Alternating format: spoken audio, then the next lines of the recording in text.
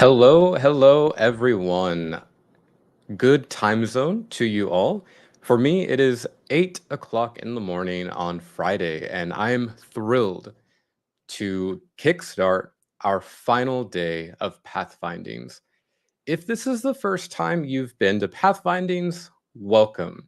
My name is Dr. Jake Vela. I'm the Executive Director of the International Game Developers Association, the IGDA. The IGDA works to support and empower game developers all around the world in achieving fulfilling and sustainable careers. And we do that in a number of ways, but I'll tell you more about the IGDA as we go through the conference. We've had 3 packed days of insightful speakers, amazingly inspirational talks, and more. And I'm very excited to start our final day of Pathfindings with a more cozy vibe. Up next, we have Ashraf, who will be talking with us, doing a little story time, a little casual chat, and we'll get to know him a little bit better. So without further ado, I'm going to go ahead and bring Ashraf onto the stage. Hello, hello. Great, we can hear you perfectly. And you are the doer of many things. Storyteller, I love that. I love that title. I might have to make a change on my business card now. Go for it. Awesome. Yeah, well, thank you so much for being here, for sharing your insights and wisdom. And I'm looking forward to your, I don't want to call it a talk. I want to call it like a fireside chat almost. But yeah, I'll let you take it away and we'll get started here in just a sec. Thank you, everyone. Great. All right. I think everyone can see my screen. So, hi everyone. I'm Ashraf Abi Said, and I would like you to join me in a small chat about Jito and just telling a story over a cup of chai, or as I like to enjoy, a bit of mate. So, once upon a time, there was a guy. It's just some guy. He's called Ashraf. He is a wearer of many hats at a company called Nifty Craft, basically making a 2D MMORPG. I've been on narrative, development, tiny bit of marketing, just all over the place, basically. I'm a game narrative design instructor at the American University of Beirut, and I'm currently in my office. Fast internet speeds are a blessing here. I founded something called the Gaming Academy that teaches people across the Middle East how to create games through lessons on design, development, art, music, storytelling, and business. This year, I founded something called GIGS, which is the Game Dev Initiative for the Global South. Basically, the point is to teach people how to make games in their own local languages instead of just in English. I'm an organizer at Arabic Games, which sets up one of the biggest conferences in Arabic and celebrates Arab game developers. It's pretty fun. You should attend it when you can. I'm a leader at the local Lebanese game development scene, basically organizing stuff like the Global Game Jam and other quirky events. I'm somehow a consultant as well, telling people how to create games and stuff, a freelancer, so I take on some projects. And I run something called the Animal Encounter, which is an educational center for wildlife conservation. So, we have things like bears, hyenas, wolves, jackals, stuff like that. They're really cute animals. They're very sweet. Just don't pet them too much because you may lose a hand or two. But anyway, so I'm someone that really likes telling stories around food. Food is an extremely important thing just in my home and our culture. Whenever my friends come over, we're usually sitting in the kitchen because that's where everyone should be. It's where the food is. We tell a ton of different stories. We laugh way too hard. And most of what we do is just chat about things that have happened to us, mostly funny, sometimes sad, but always, always heartfelt.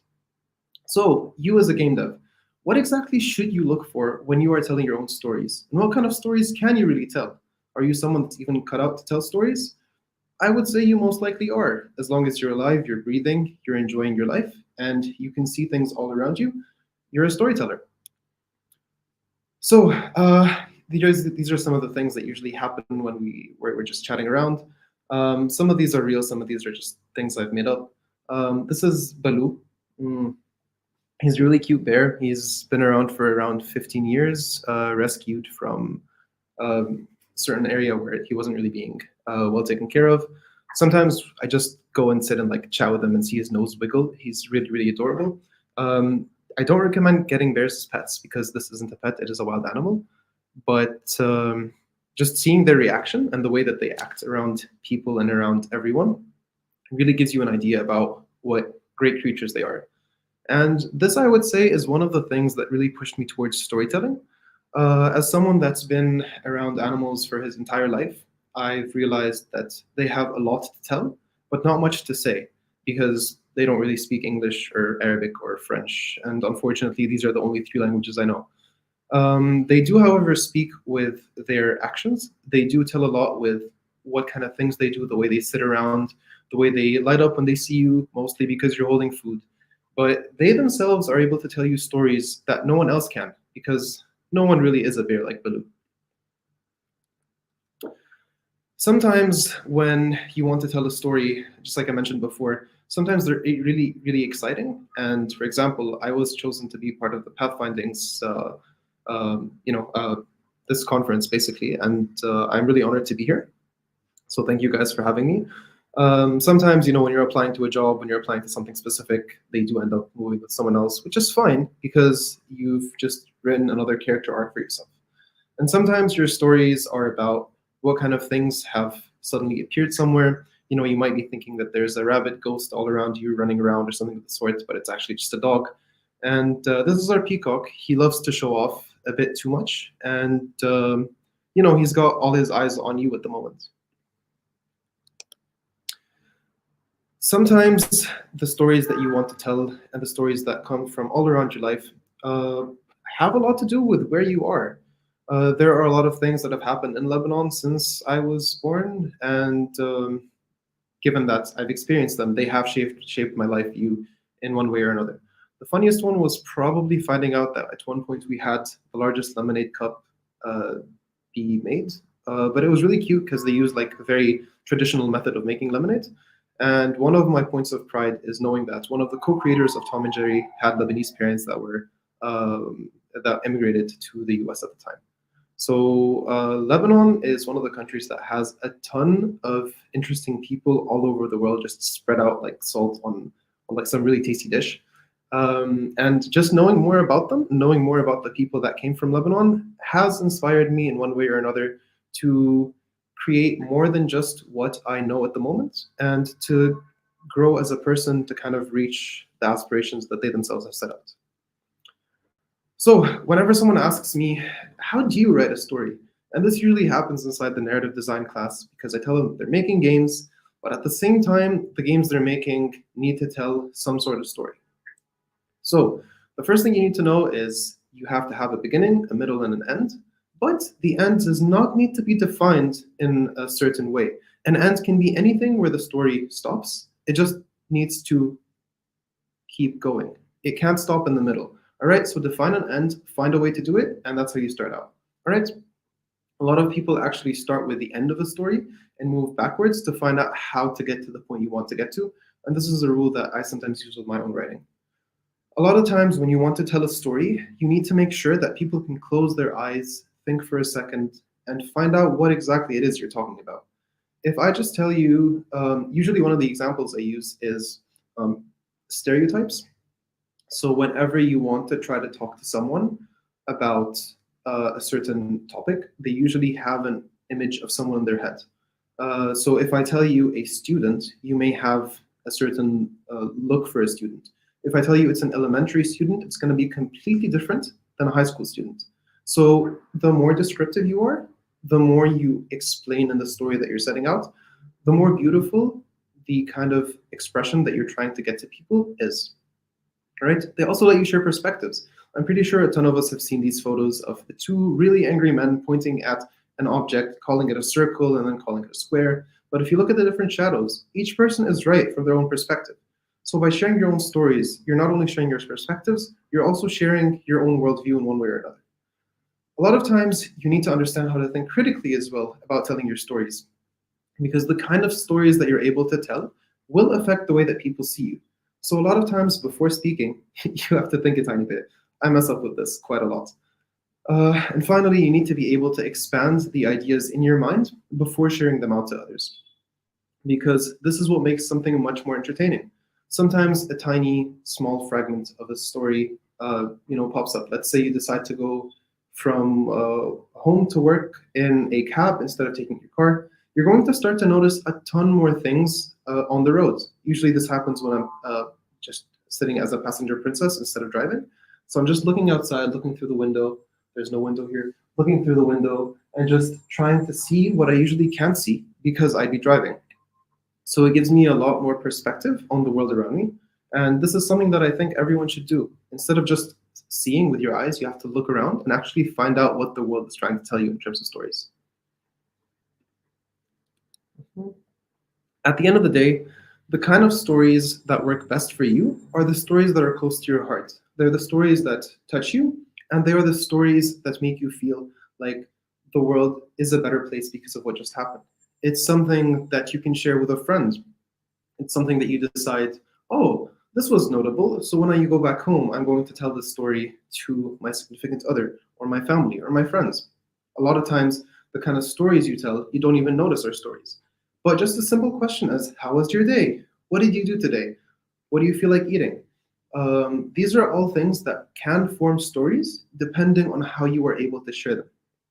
So there are two main things you need to think about when you want to create your stories. The first one is understanding the points of inspiration that are going to help you build this story. Is it something that you set up? This is, by the way, this part is specifically about games. When you are creating your games, you have to understand that they are fictional worlds. Sometimes you can create a non-fictional game, but generally they are fictional worlds. So you can take inspiration from many different parts and many different points of view to create something that sounds extremely interesting to a certain audience.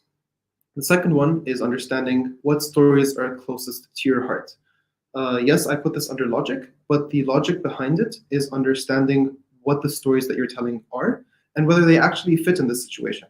So the last thing you want to do is, for example, tell a story about a duck. I, by the way, really like ducks. I don't know if you can see my shirt, but I really, really like ducks. And it wouldn't make sense to have a story about ducks when I'm trying to talk about the end of the world or Fallout or something of the sort, unless it's a parody game. But this is where your storytelling comes into play. One of the things I also tell my students is when they ask me, would it make sense to do this, this, and that? And I always tell them, this depends on how you decide to tell your story. So the logic is the how, the inspiration is the what. So one of the main ways to tell stories is something called the hero's journey. A lot of you have heard of it, and anyone that is a storyteller is probably rolling their eyes at the moment because they've heard way too much about the hero's journey. So to give you an example about what it is, I want you to try to guess the story that I'm talking about at the moment. You have some person, they can be a guy, they can be a girl. They're introduced. They seem pretty cool and interesting with something that might be a bit special about them. You aren't sure what it is, but considering the camera is just focusing on them and always talking about them, this means they are pretty important. Suddenly, something happens, and this changes their entire worldview. A minotaur jumps out from behind a door. Some old man with it's like really big shows up and tells the person that they're a wizard. Someone just automatically shows up again and tells you that something is pretty important and you are the only person that can do it. They realize that they need to follow this call and they must do what they can in order to help the world. Sometimes they really don't want to, but something really pushes them towards the situation. It could be a planet exploding, or it could be someone encouraging them to actually go and take the call. They start to train, usually with an old man, old wizened man that knows what they're talking about. They're the ones that are going to help you. They are the ones that are going to cause a plot twist at one point or another. But their main role is basically just to teach the main character how to do what they need to do. They train, they get better. You see that they're getting stronger and stronger. Sometimes it's accompanied by a song. And then as soon as they get really close to their goal, something happens and then their entire world just crumbles. They're really sad, they're really depressed. They're not really sure whether they can keep moving forward. But they decide to pick themselves up, brush themselves off, and get back to it. When they get there, they realize that the thing was much stronger than they thought it was, but they were able to win. Everyone's just super happy. There's applause. The world is saved. It's all good. It's all happy. So they go back home. They're a changed person. They're someone new. They're very happy with who they are. This is a lot of the stories that we have seen all over the world. If you think about the Hunger Games, that's part of it. If you think of Star Wars, that's another one. Percy Jackson, that's the third. Basically, most books that we've read, or most books that I've read as a young adult, have this. Harry Potter is one of the other books as well. So a ton of stories have the hero's journey as the basis of their stories. But what if we want to do something different? If we would like to do this, here are a few tips that you can look into making some games that everyone would enjoy or that the mainstream would enjoy. All right. The first one to actually standing out from between other games is to look at your personal lore, your history. A lot of the history that you've built up and a lot of the history that your families and your grandparents and the generations before you have built up are something to take as inspiration, especially when you come from the global south. Generally, a lot of us don't really have a lot of stories written about us because not everyone knows about what kind of things we've gone through. Not everyone knows about the history of our worlds. And these are unexplored, well-refined stories that we can tell because we are from these areas. Right? You might find some cool monsters from your history that the world hasn't seen. At my work at Nifty Craft, I actually created a few characters here and there from inspirational people that lived on Lebanese land in the past 5,000 years onwards. You can use everything from your country to your city to even your home as inspiration to build the world that you're living in. Think of the minute details that you think wouldn't matter, the ones that you wouldn't blink twice at, and use them as points to create normalcy inside your games. Have you ever played a game and you were like, this feels like it doesn't make sense, and it just pulls you out from this immersion that you were stuck in? This is the kind of thing that tiny little points that you would like to have builds up for you. And please, Habibi, share your culture. Your culture is extremely important. No one can talk about it as well as you can. You are the one that lives through it, and you are the one that can share it in this case. So, what kind of things can we do better than just mainstream work? You have to take points of inspiration, as we mentioned before. First of all, you need to look at the games you play.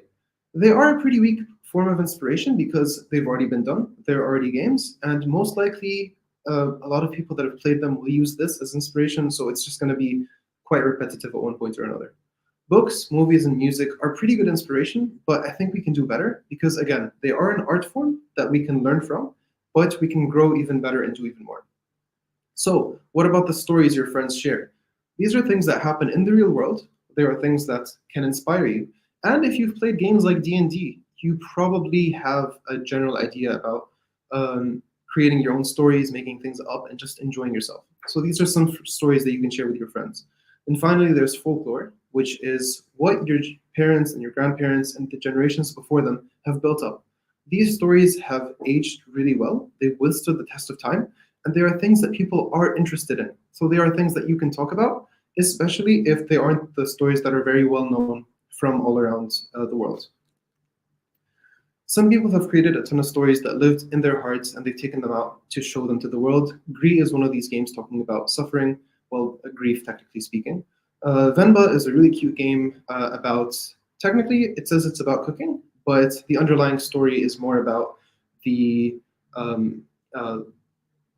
immigrants moving to a different country to have a better life. Thirsty Suitors is about dating, but from a certain perspective. And Layla and the Shadows of War is a game about a little girl that passed through bombings, a war, white phosphorus being thrown at her. It was made by a Palestinian who wanted to showcase what their country was going through at the time. And this was back in 2014, if I'm not mistaken. Cycle's repeating, so nothing has changed. So you've got stories flowing all around you from your own world. Your own world is the one that you live through, and it is the world that you can see from your eyes. If I take off my glasses, that's going to be a completely different world, mostly because I won't really see anything, but I will be seeing from a different perspective.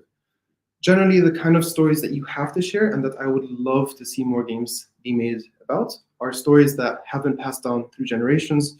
They're stories that you might share, or like small lines that you might say that other people would not get. Like in Arabic, we have a sentence called yu'burni, and yu'burni means bury me. Usually we say this to mean that I love you so much that I would rather die before you do, so I don't live a single day without you.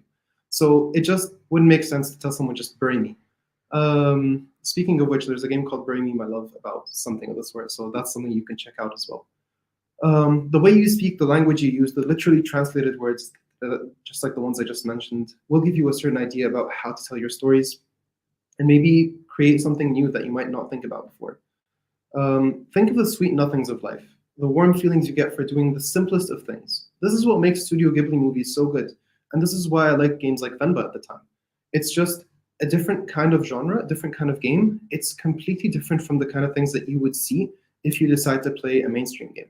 And we need more of these, especially with the platform becoming easier and easier to get into.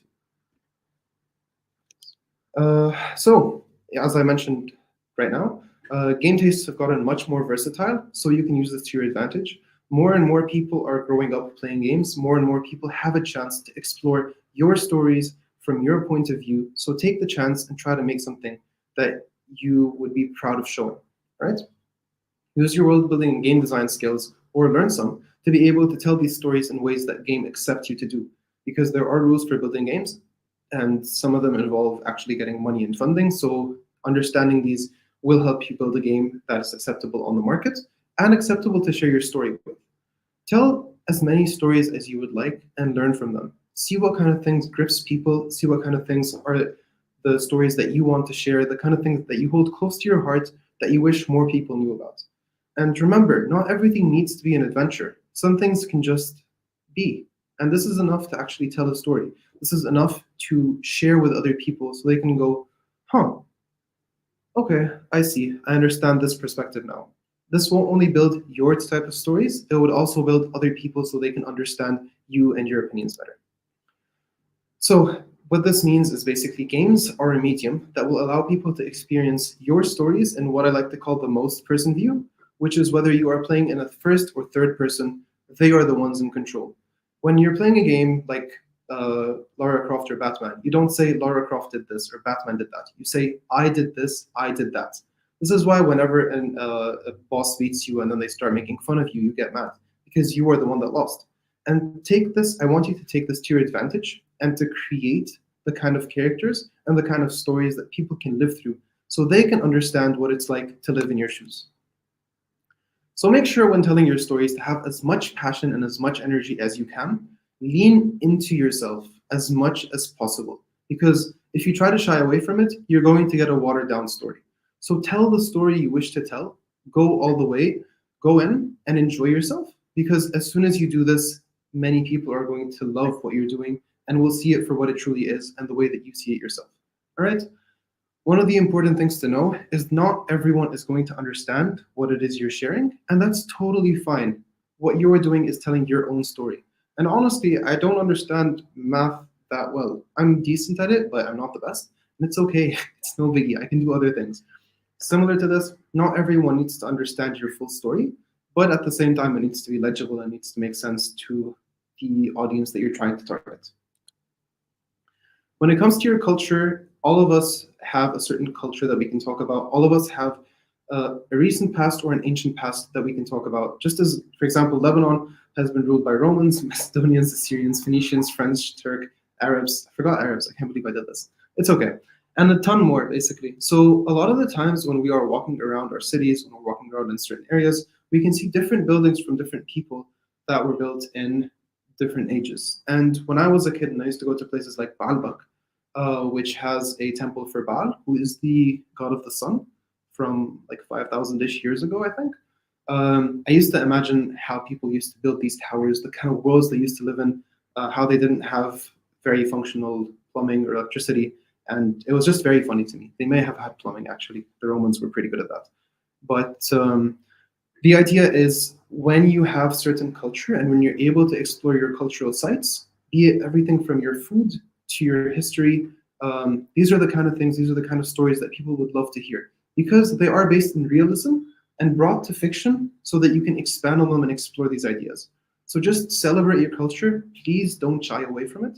And the more stories we have from us, from our ends, from our perspectives, the better it would be because no one can tell our stories the way we can. And this is what I'm trying to get to with this entire talk. Politics is usually a topic that people try to shy away from. but unfortunately, it's available. It's not available. Sorry, it is expressed in everything that we do in one way or another. I put the definition over here. It's basically governing of a political entity, such as a nation, and the administration and control of its internal and external affairs. So whenever you're playing a game and you have shops, you have a certain way of people living, you have a certain way of life. This all goes into politics in one way or another. So don't shy away from politics in general and try to build something that, in one way or another, connects your world the way you would like it to be. All right? So, to tell your stories, in conclusion, think of your favorite storytellers, understand why they are good at what they do, know what you want people to get out of the stories that you're telling, because at the end of the day, people will understand the underlying message. And if they don't, they would at least love to have a certain story that you can tell. Do yourself justice and please, please, please be proud of the work that you're doing. It's extremely essential for you to have something that you can hold your head high with and be like, I made this. This is fantastic. This is wonderful. All right? And tell stories in your own languages. Usually, when I think in Arabic, I'm going to have a completely different worldview than when I think in English. One of my Arabic professors used to say that the language you curse in is the language that you're able to express yourself in better. So maybe try to think of games in your own language and in something that is different from what the mainstream expects. Who knows? You might surprise yourself. But most importantly, when you're telling your stories, please have fun. It's essential that you have fun making games, and it's essential that you have fun playing games. So if you are enjoying yourself while making the game, you're going to have something that is absolutely phenomenal. If you don't, then find a way to have fun. And yeah, thank you, everyone. If you've got questions, I think we can join uh, the roundtable in a bit, right, Doctor? Yes, that's correct. First of all, thank you so much for that awesome talk. I really enjoyed it. I mean, anytime someone talks about narrative design or storytelling, I am all ears and eyes because I think stories speak to our heart, and I think you really encapsulated that in your presentation today. And yes, people will be able to join the roundtables in about 30 minutes after our next speaker, and we'll have two of our speakers join the roundtable. And any questions you have, comments, anything you want to take further, you can. But I just wanted to say thank you for the overview, and thank you for tying into the importance of connecting our stories to our lived experiences that relate and that are influenced by our culture, by politics, by everything that impacts our lives, and how we can bring those stories to life for others so that they feel seen, heard, that it resonates. That was amazing. Thank you Thank so you much, so Ashraf. much. All right, everyone. We'll be right back. We'll do a speaker transition real quick. And yes, thank you so much for being here, and see you in just a moment.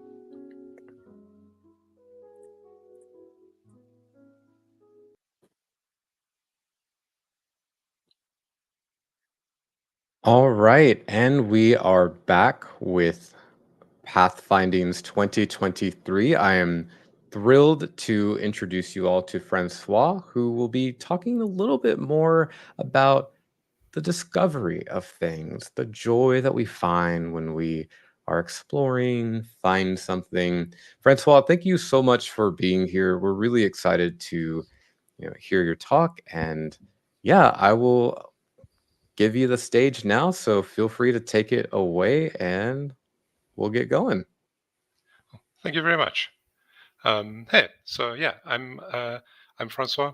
I'm gonna speak a little bit about discovery, the sense of that, and yeah, like the joy of it. I think discovery is like one of the strongest motivators for games, and it's been great to see in the last couple of years a bunch of games really lean into that, which I'll speak a bit more about. But what is a sense of discovery? It's like that feeling of what do you find around the corner? What if you choose that other option earlier? And how can you use this new thing that you just found? I think these can all be super strong reasons to keep playing a game or come back later. Um, and I want to talk a little bit about that, how to do that, and how to sort of embrace discovery in the design process itself as you're making games. So there's kind of uh, most obviously, discovery is about changing the unknown into the known. So there's something that you didn't know before, and now you know it. But I think specifically when it comes to games, I think you can look at kind of three categories of discovery: passive, functional, and systemic. So passive things are these like it's not a pejorative. It's just the word that I thought to classify them. But passive are like beautiful music, art, stories, mysteries, things like this. Um, as a player, you kind of enjoying finding it and experiencing this. Whereas functional things in games, functional discovery would be things like unlocks, power ups, new areas, stuff that gets you excited about the future of the game. Passive is sort of excited about the moment, and functional being excited about the future. And then you have systemic. And systemic are these unforeseen mechanical interactions that can potentially happen in a game, where like you saw one system and another system and another interact together, and they create these new new experiences. And this kind of recontextualize both the past and the future. So you're like, oh, I remember there was something back there. I must go check that out again. But then you're also thinking about, oh, in the future, now I can use these things in different ways. But games will tend to often have a number of these. So they'll have like often a mix of like passive and functional if they've got a strong sense of discovery overall. But sometimes they also have systemic. How do you actually like put these in games? Ultimately, you kind of need to figure that out for your own game. But a few ideas are like after overcoming a challenge, you can give out one of these rewards at the end of some sort of physical exploration. So like I wonder if there's anything over there, and there is. Doing a bit of detective work, how these things link together. Why does that thing look out of place? And then a bit of like experimentation and tinkering as well is another way of sort of giving out these rewards. A couple of things to think about that can really help us enhance a sense of discovery are, and things to sort of remember as we're working on this, are a sense of uniqueness. Players don't want see the same thing again and again and again. That doesn't really feel like you're discovering something. But at the same time, you want a mix of like familiar and new. If you just have everything as new, it can feel completely overwhelming. It can feel like you're lost. And so you kind of want this balance of both familiar and new. You do want to have actually some sort of payoff for exploring. So let's say you have an open world game with sort of a big landscape and a lot of mountains. If you only have one mountain that has a little reward at the top, the player's probably not going to find it. And after the third or fourth mountain that they've gone up, they're going to be like, there's nothing at the top of these. So you kind of need to actually think about like the sort of the frequency of these and like how common they are. And actually, you kind of want them to be more common than you would think, because there's like a big surface area that players are going to explore, and they're not going to see everything. You also kind of want to reward players there for, it feels like I shouldn't be able to get here. They've explored, they've done something that feels almost like they've broken the game, and you want to have a payoff there for them. A thing to think about as a designer when you're working on this are these sort of threads that are in players' minds. Like how many little like threads are there for them to sort of pull on and unravel and discover as they're going. Something to also be aware of as a designer working on a game is that your game kind of demands attention. So not all games do, but if you want to really have a strong sense of discovery, you kind of need a player to be actively engaged with the game. They can't just be passively playing with one hand while watching something else. Otherwise, they're not really going to get that strong sense of discovery. But at the same time, then it rewards them for that. So like you also know if you enjoy playing these kinds of games, that it demands your attention, but you get a big reward for it. And then one of the hardest things as designers when you're working on this is relinquishing control. So I'll speak a little bit more about like what that means, but you've got to realize that you can't be fully in control of the experience, because that sort of fights against sense of discovery. And you're going to have content in your game that players will not experience. Not everyone will see that, and that can be quite tough. But it's kind of a requirement for this.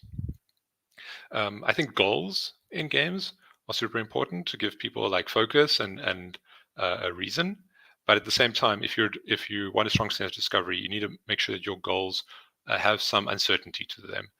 They can't be very clearly like do A, B, and C. They've got to be either like a very open-ended, like you're not sure how to do something, or very like distant in the future. And it's very it's like clear where you need to go. You need to like get up that mountain, but there's like way a lot of options and a lot of uncertainty about how you're going to do that. And I think you can also try there is try and communicate your goals without words. So that's not to say like don't tell stories, but it's to say use things like symbols and sort of feelings and animation and things other ways to explain to players like what a potential goal is and how to get there. Yeah. So these are kind of things to think about and kind of emphasize the sense of discovery. I'm going to speak a little bit quickly now about like things to avoid. So you want to try and as far as possible not heavily guide the player. We've all played that kind of game where you're forced to play a very hand-holdy tutorial that go from A to B to C, do these things. And that doesn't feel like you're discovering anything. So you want to avoid that as far as possible. But again, like note there is a place for this. Sometimes I want to just sit down and watch something or play a game and not really engage with it in that same level.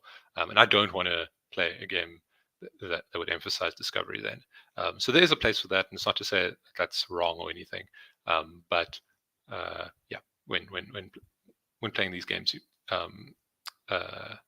you can't be super heavily guiding the players.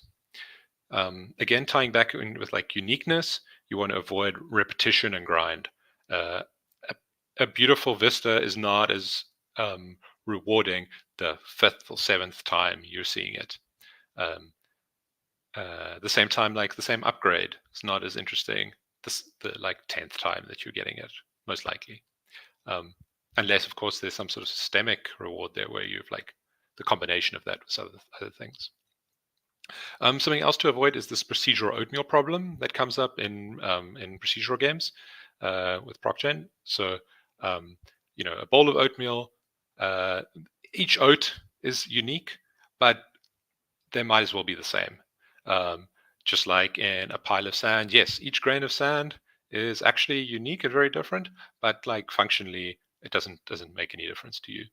You want the bowl of oatmeal with little choc chips in there, a little bit of surprises, a little bit of chunkiness, a little bit of things that get you excited. That's what you want to have a sense of discovery.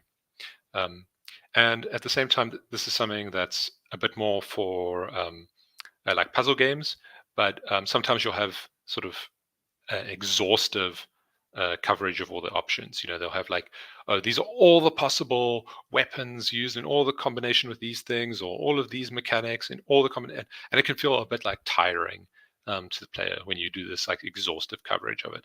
And I think that also fights this sense of discovery.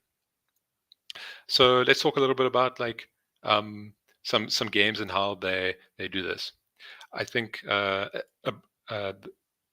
two big Legend of Zelda games that came out recently, or I guess like 6 years ago, Breath of the Wild and more recently Tears of the Kingdom, are great examples of games with a very strong sense of discovery.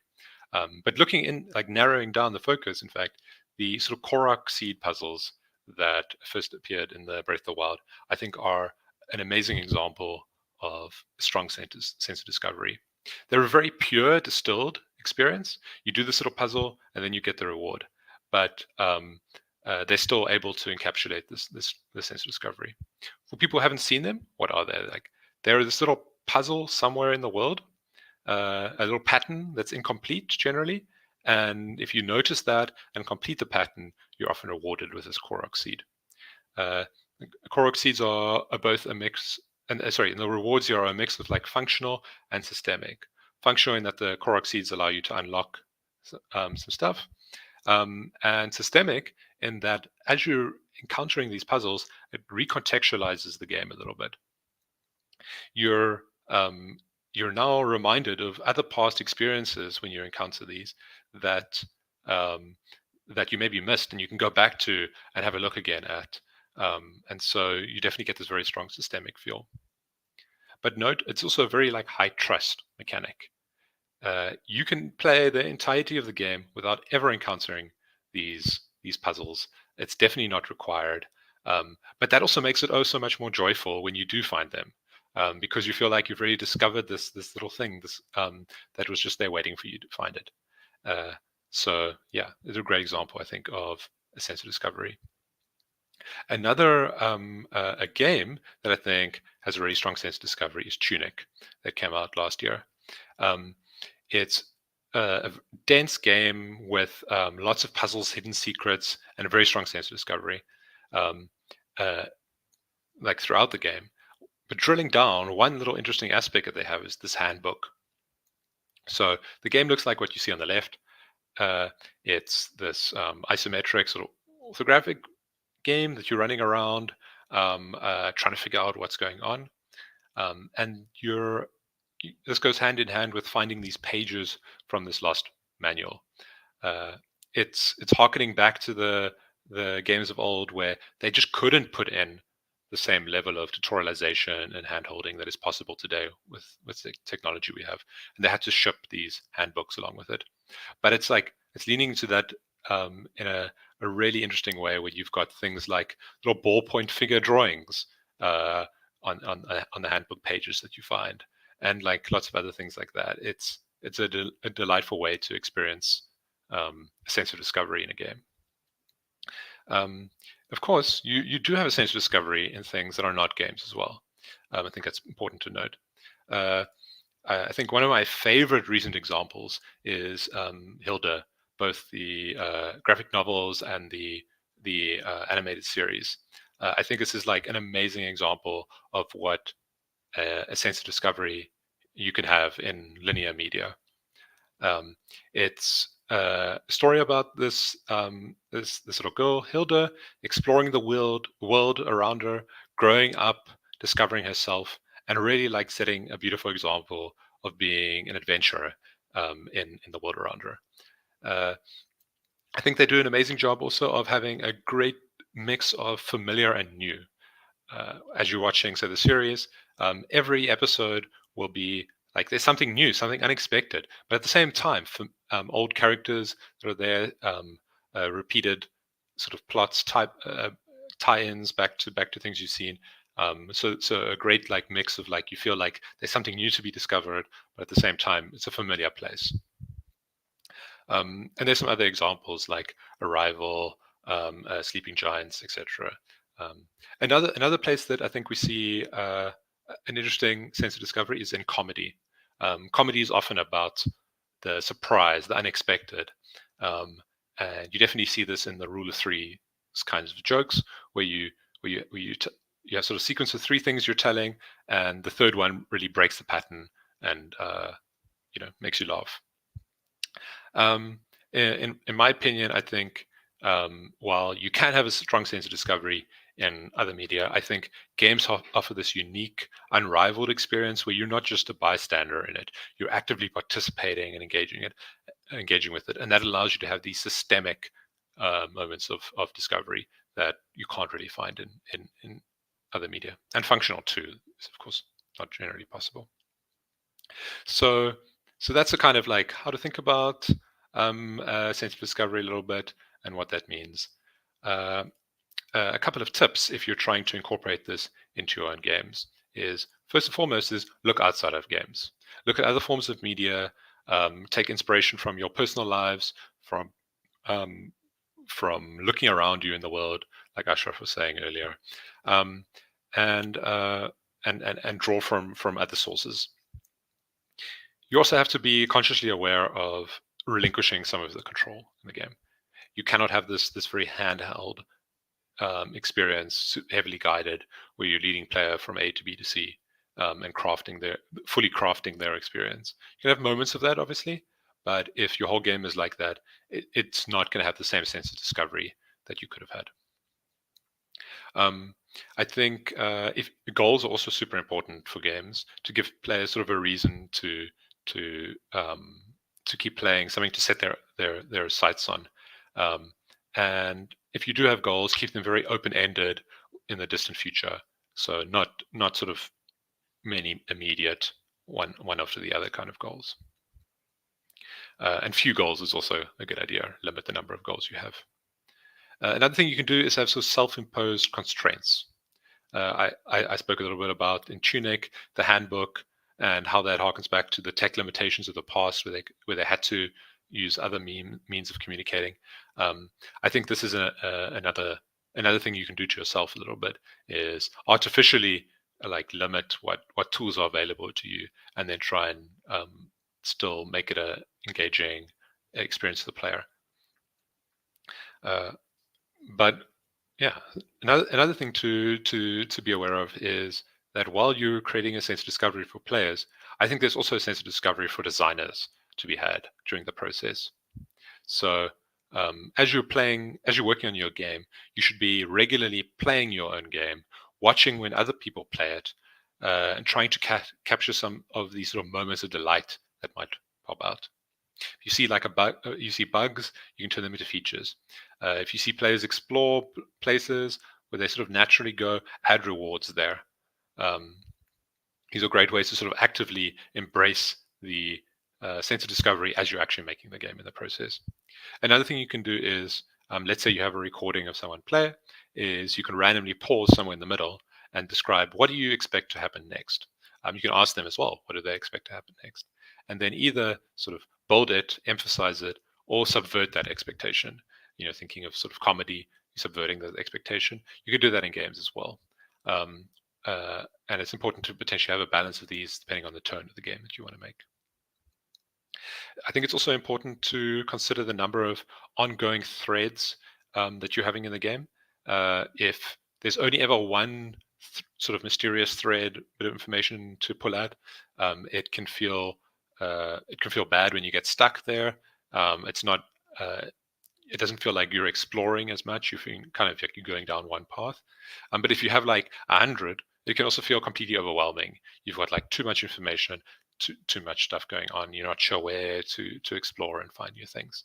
So having a sort of sweet balance there, and depend on your game, what is good balance is important. And then also considering the frequency of these rewards. So how often are they able to pull a thread and get some sort of reward, some new bit of information, one of these passive, functional, or systemic rewards. How frequently are they? How often are they being doled out? If you have to play for hours and hours and hours for the next reward, people are probably going to feel unmotivated and stop playing.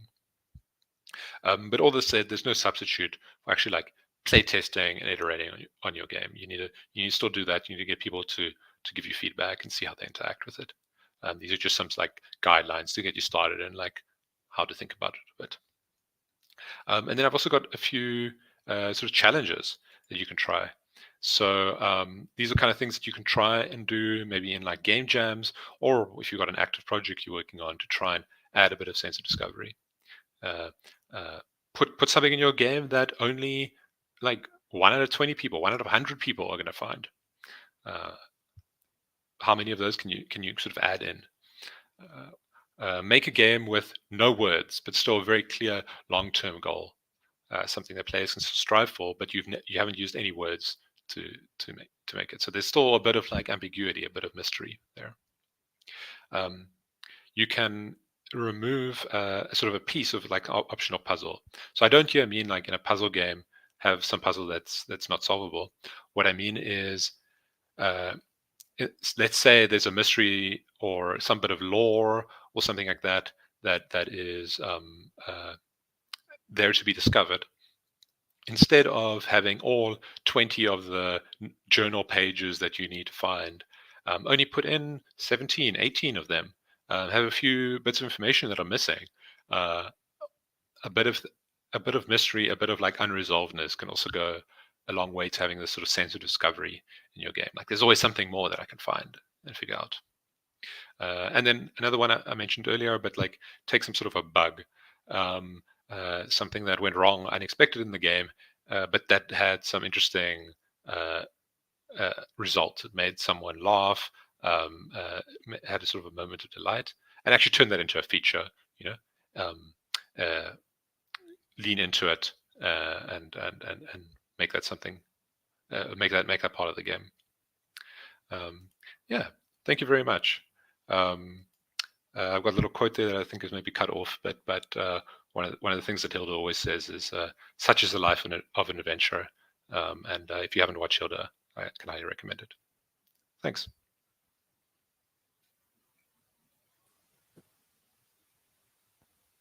Francois, thank you so much for that really awesome talk. Anytime somebody brings up examples from Zelda, I'm always curious because, such great design, especially with those Korok seeds. Oh goodness, there's so many of them to find.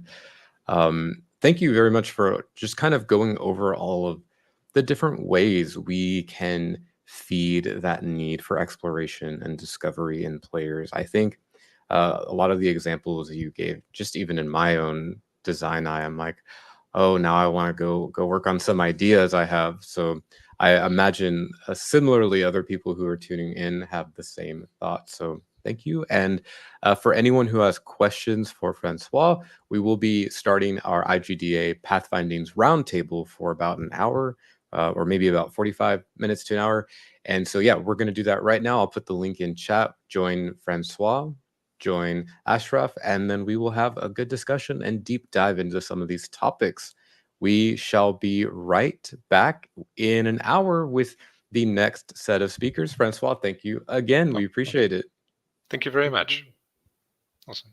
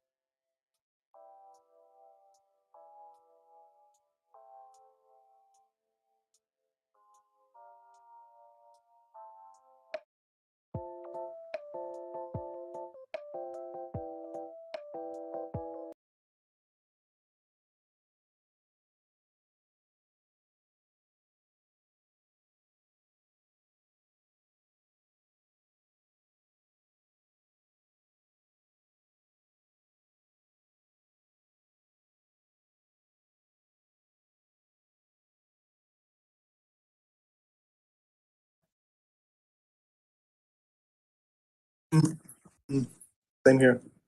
I drive my friends.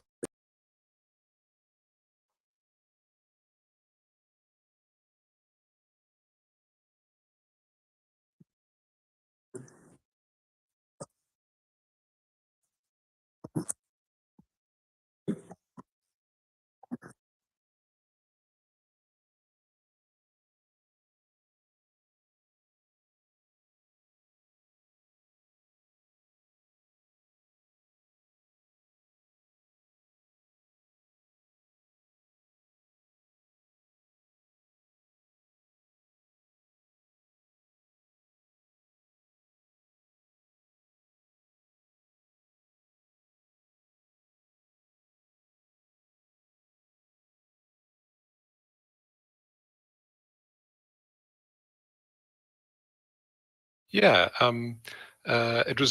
it was definitely a result of some of the games that I was playing, and one of them was Slay the Spire and other sort of deck builder games. And I was saying how like um, I I think there's actually a very strong sense of discovery in those games, even though players don't necessarily think about it. Um, and it starts with as they're playing, discovering these cards because there's sort of a whole host of cards and interesting mechanics and things like that. But then I think when the real joy of that game comes to the fore is actually when you're discovering interactions between things. So that ties in very much with like the systemic sort of sense of discovery I was talking about. You're like, oh, this card plus this card together. That's great. It feels like I've broken the game or something. And that sort of like sense of discovery is very prominent there.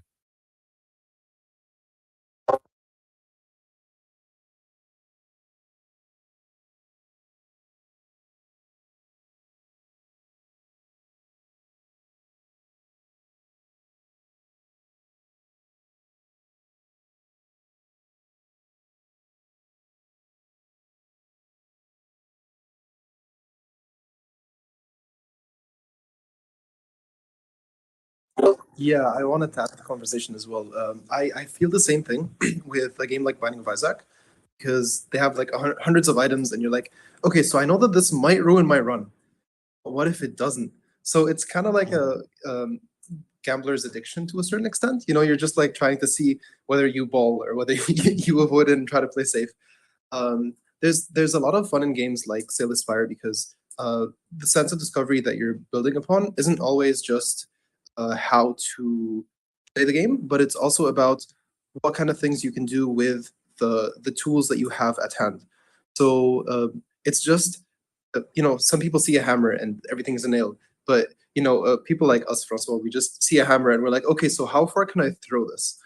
So it's all about the way you see the tools that you have at hand, and games really let you do that in such a safe space, because there's the worst that could happen is you lose. You're not risking your job, your career, something of the sort. You're just having fun. You have a chance to experiment. This is why I love games. It's a safe space to create and to experiment and to try something new.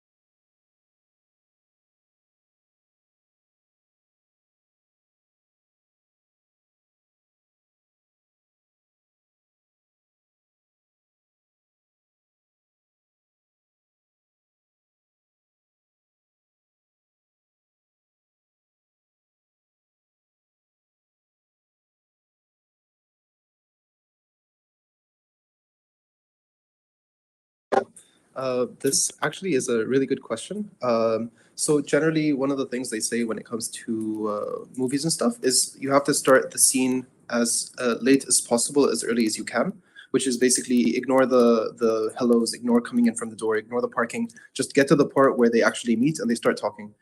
And the short form movies really do this well because they take away all the extra fluff and they just give you tush, tush, tush, just all the stories one after the other with the exact action that you want to see from it. In games, it is a bit harder, I would say, to do this, not because you can't tell short form stories, but because people are playing games to play the game. So it's more about the action itself rather than the story behind it, I would say, especially when you're going for speedrunning or when you've played the game once or twice or three times.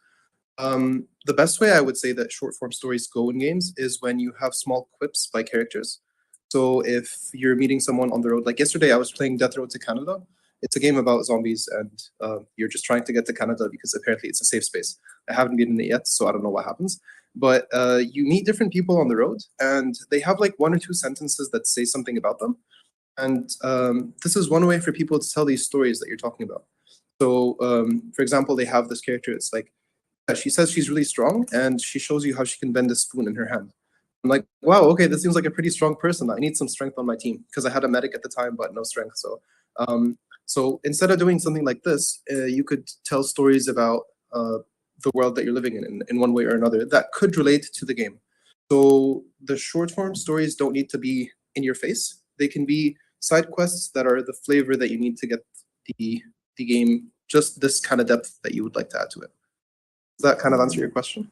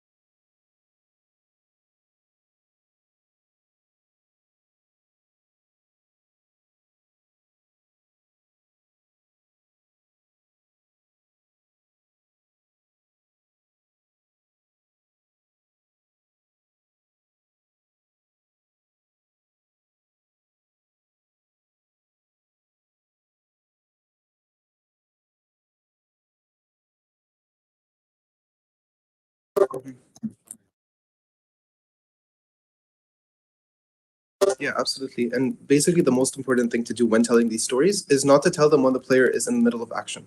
So when they're taking a break, when they're just pausing on the side, that's when you tell them the story. Because otherwise, they're going to be like, "Get out of the way! I just want to punch this guy," or something of the sort. So something to keep in mind as well.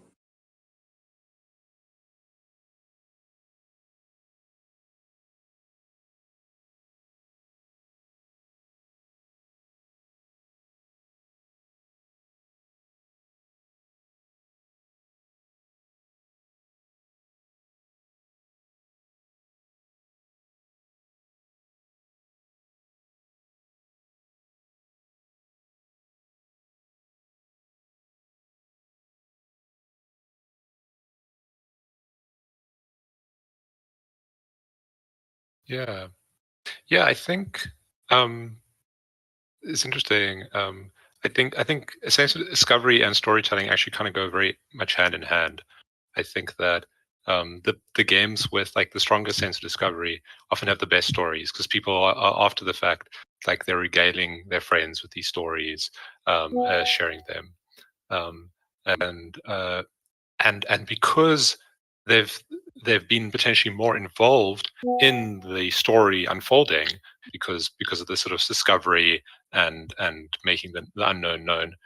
I think they're probably more engaged with it, more likely to remember it, more likely to have an effect on them. Um, a recent game that I worked on with at Spryfox was Cozy Grove, and that's all about stories as well.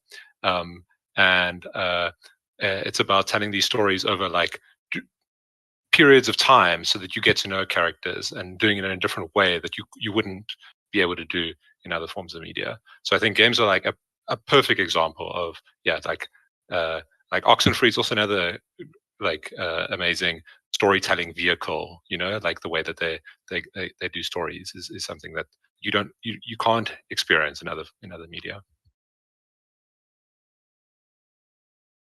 Sorry, give me just a sec. I'm going to okay, hopefully the folks can hear me. I just got some feedback that people couldn't hear me on the stream, but they could hear you just fine. So, and that's really what matters. I'm just asking the questions here. But no, that's an awesome point. So, did we have any questions from any viewers in our YouTube or Twitch stream, LinkedIn, Facebook, and or in our Discord chat?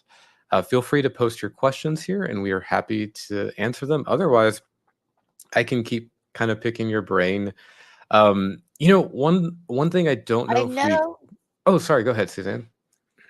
I I think Francois or Ashraf, they had a question for each other. Yeah, I've got a question maybe for Ashraf.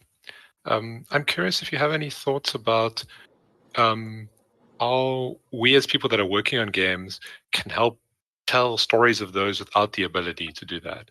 You know, like if you have any thoughts about how we can lift up those other people's stories.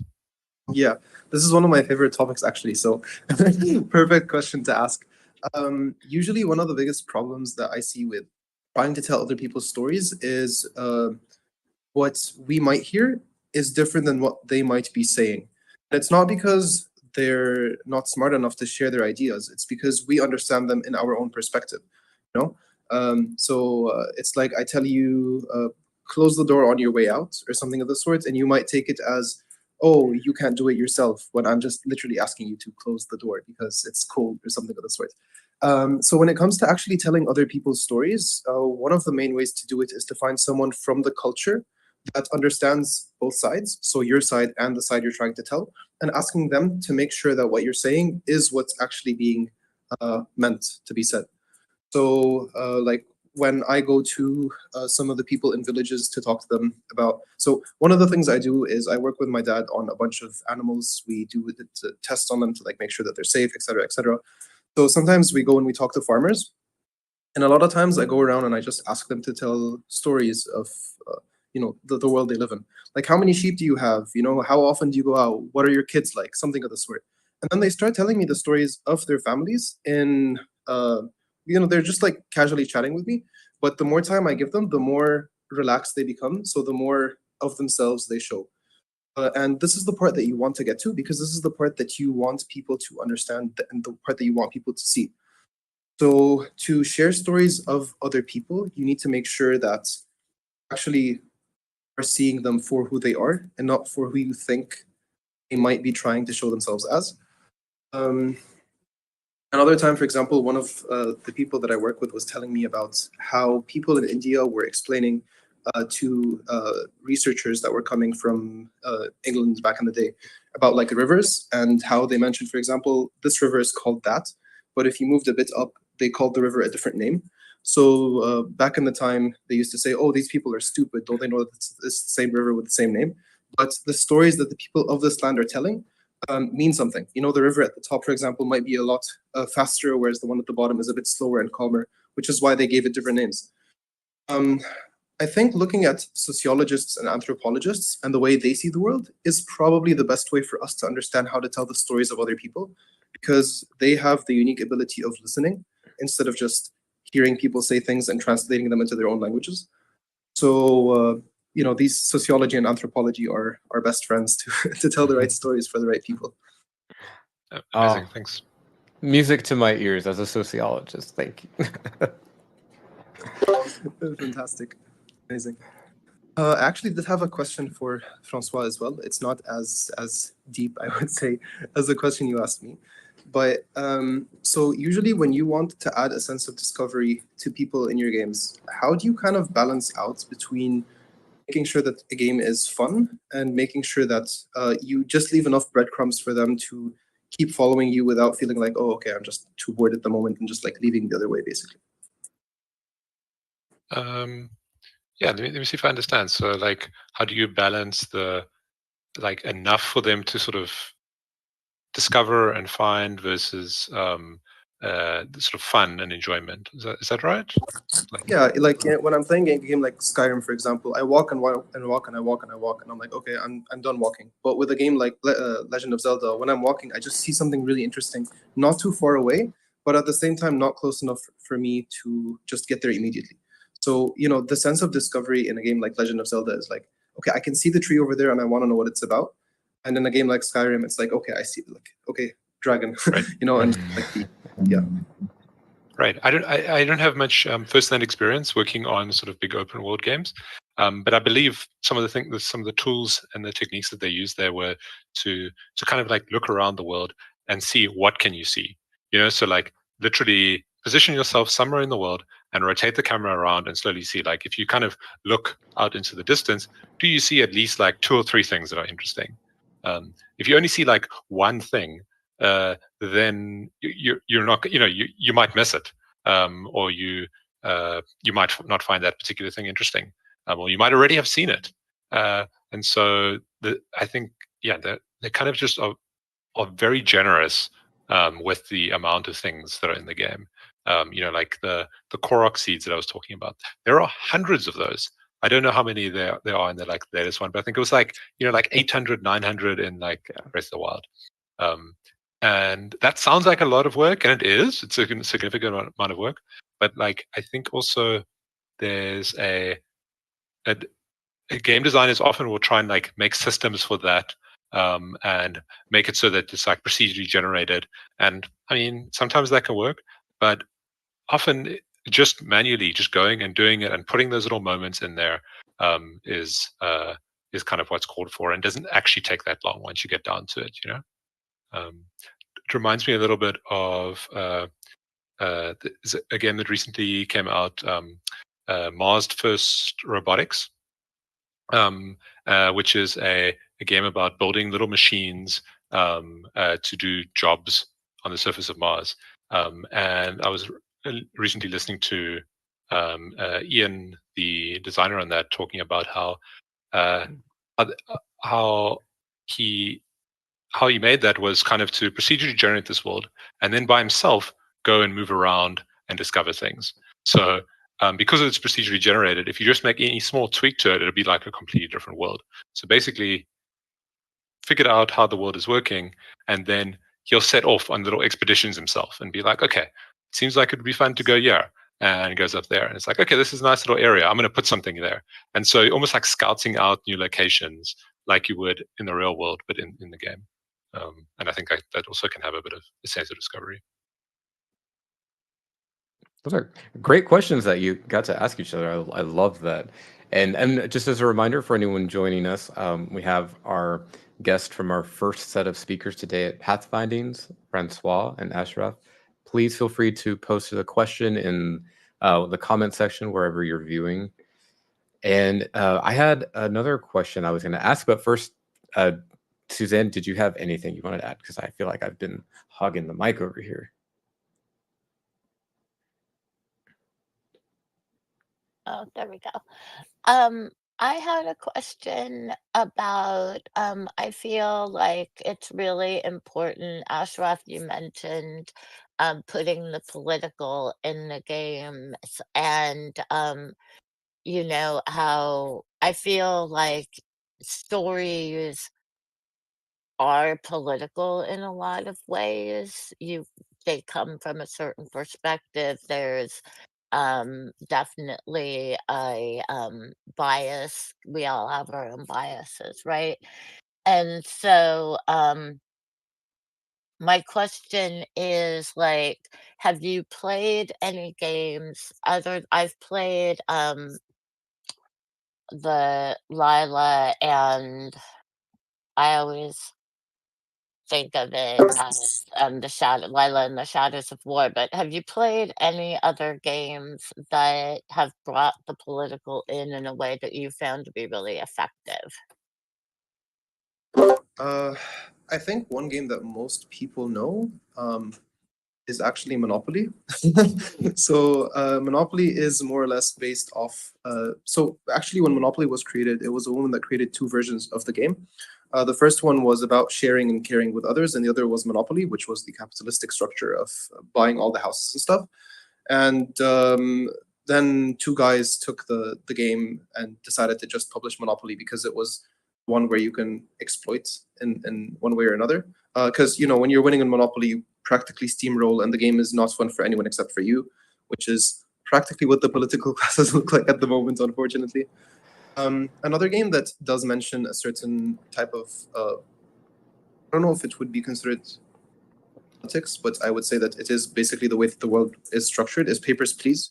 So in a game like Papers, Please, you have to see who is allowed into which country and when they're allowed to do that and when they aren't.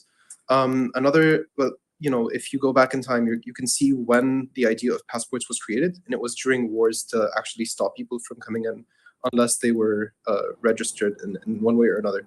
So politics in games is always an underlying theme, I would say. Sometimes it's not as blatant as Papers, Please. Sometimes it's not as known as Monopoly, but it's always there in one way or another. Like just the idea of having a king, that's a monarchy. You have to bow to the king and work towards that. The games like Stardew Valley, yes, okay, they're very cute, they're very free. I really like Stardew Valley, don't get me wrong. But it does run on the concept of capitalism in a way, because you basically bank on the capital that you grab and create. You're not really exploiting anyone, which is great, but it does follow the rules of capitalism in terms of you get this stuff and this is what you own and this is what you grow yourself with. So you can always find certain underlying political experiences built into the game, whether someone wants to do it or not because they're trying to show off a certain concept, but it's just because this is what the worldview is. So if you ask someone that's in a village to build a game, they're going to build it in a completely different way because their village is basically, let's say it's a self-sustainable village, then their way of rule and their way of existing is going to be completely different than that of people living in a city or living in a country like the countries we have at the moment. So I hope this kind of answers your question to a certain extent.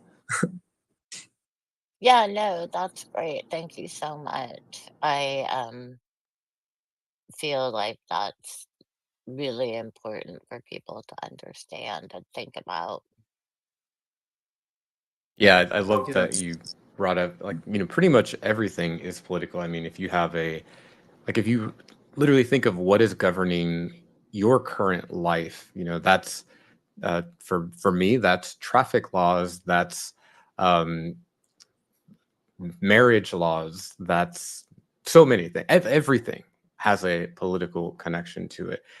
How, the cost of things, like so much, but we don't have to get too much into it. But I love that you see those connections and how developers can bring that in various aspects and in various ways into a game, whether that's the content of the game or the systems of the game that are reflective of current practices. So great. And Francois, did you want to add anything to that topic before the next question? Yeah, I wanted to tie back into what Ashraf was saying earlier about how to tell stories when that's not, like from other people's perspective.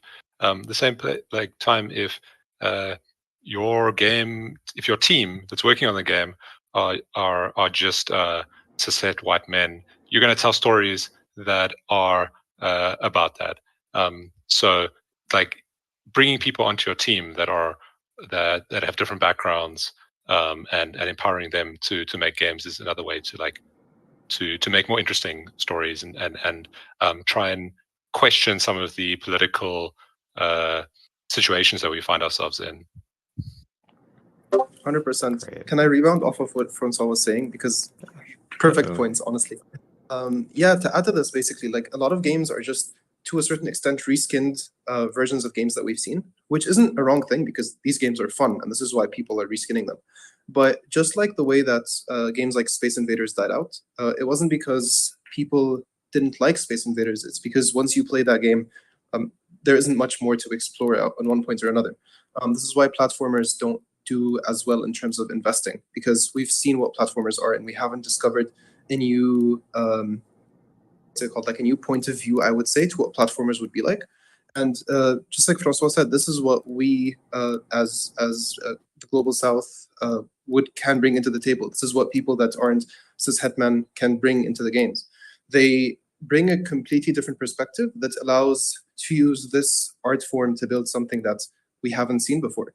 They make something completely new because their perspective and the way they see things is different, and that's good because now we're able to share our experiences with others by letting them try things out.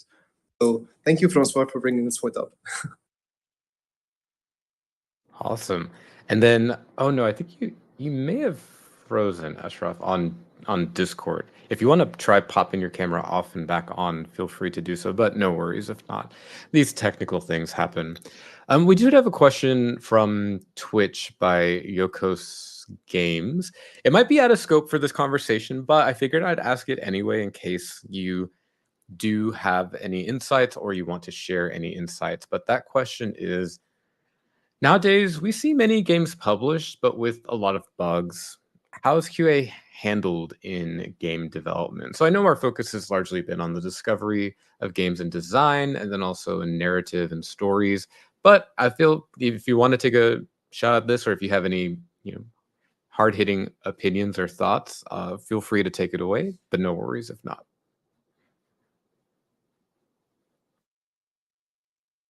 First,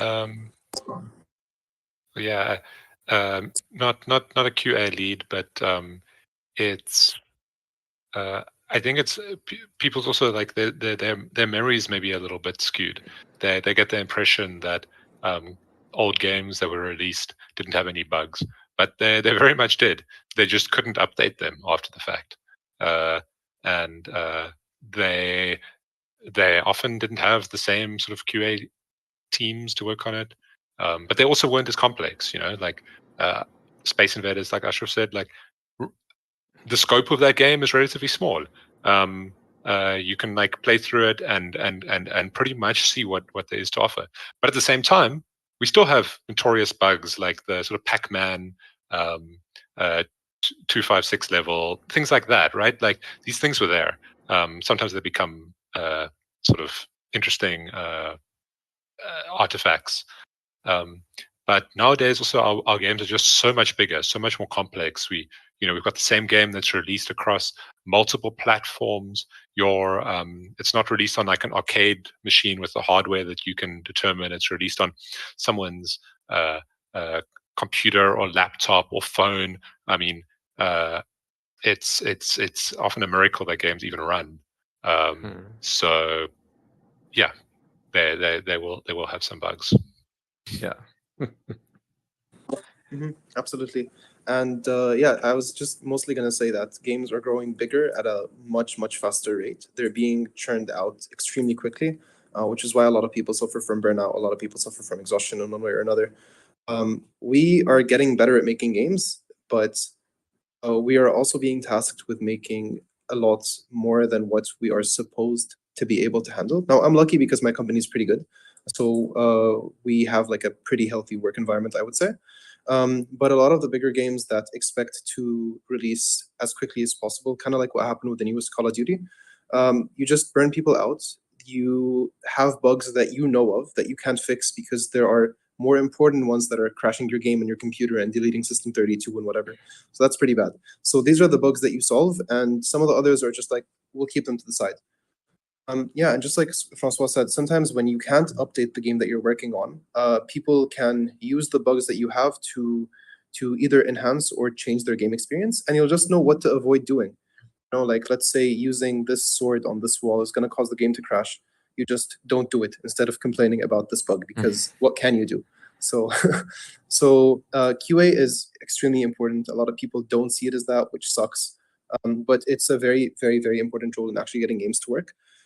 But the speed and the scope of games is too big, and the money is usually funneled to the top instead of to the places where it's needed most. So that's also a pretty big problem, I would say. Yeah. No, thank you for sharing your insights and for answering that. Yeah, I think one of my favorite like quotes that I hear often, and sometimes I also totally agree with, is that, if it's not game breaking and it's a bug, then it's really a feature, right? So that's a positive outlook on the non-game breaking bugs, I will say. But does anyone else in our various chats, either in Discord, Facebook, LinkedIn, YouTube, Twitch, have any final questions for our panelists? And again, questions probably kind of tailored more towards game design, narrative design, storytelling, etc. I can't recall if you both went over this, but one of my favorite things is really hearing like the journey, going back to like storytelling. I love it when we get to know how people got to where they are today. So if we don't have any other questions, I would love, just kind of a quick, like, where did you start and how did you even get into games? How did you get into design, storytelling in games? And what would you offer in terms of advice to others who are, maybe stopping by and wanting to take their career into the games industry? Francois, how about Sure, if we you want to start go with first. you?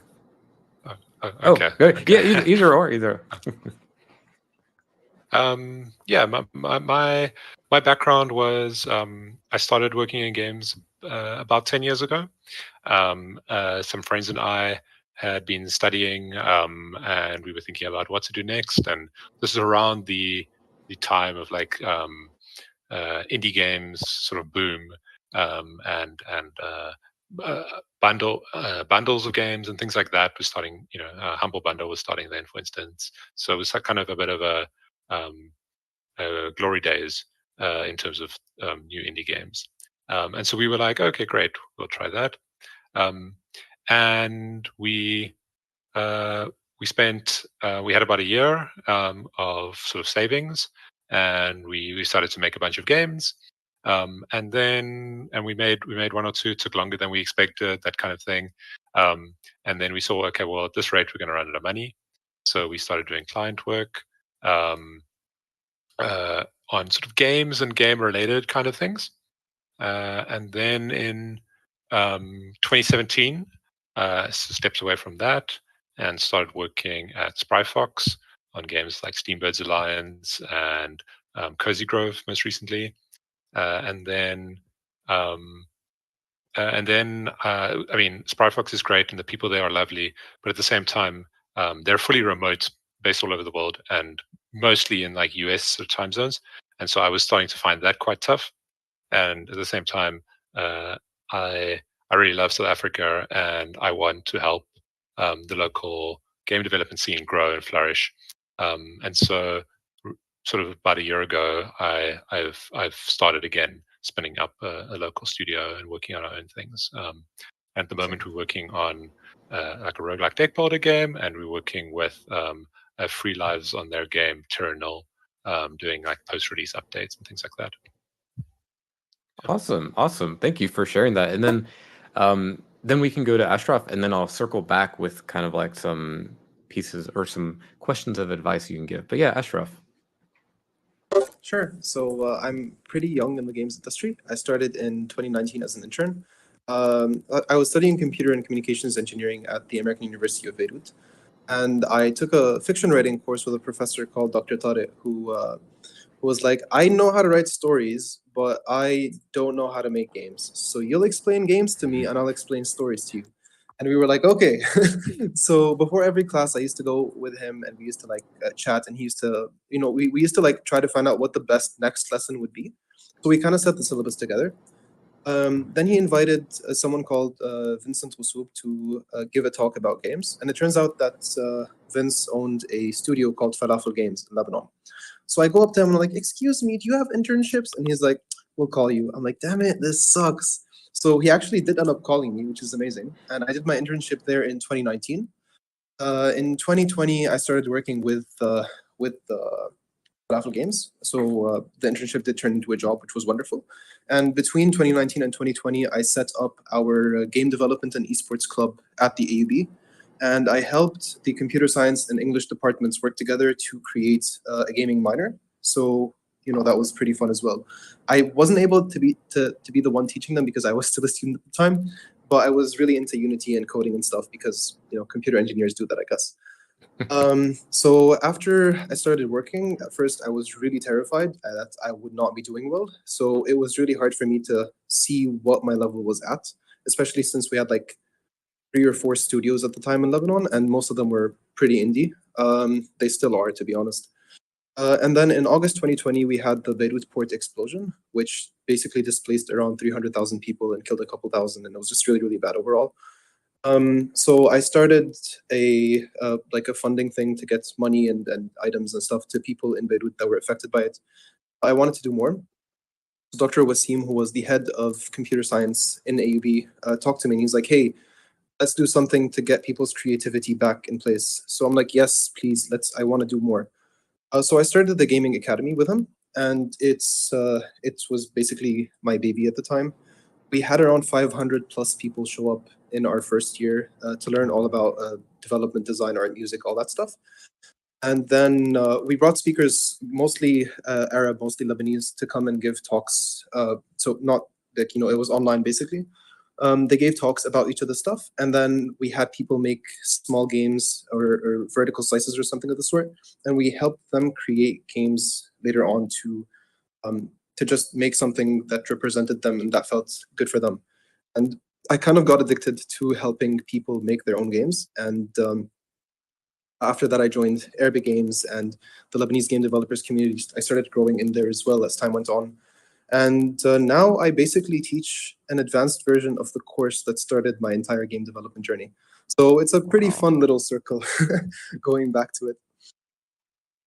Yeah, wow, that's amazing. I had no idea that your journey took you from like student to the creation of a minor program and then now teaching others game design, game development.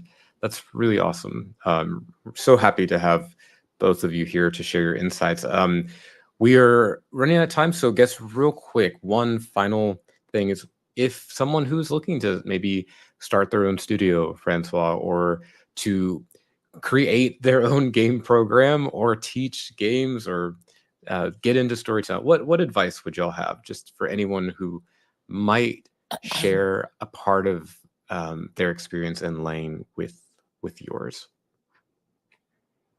Yeah, my advice is to start making games. It sounds a bit straightforward, a bit dumb, but I think people find it very daunting, and they're not sure where to start.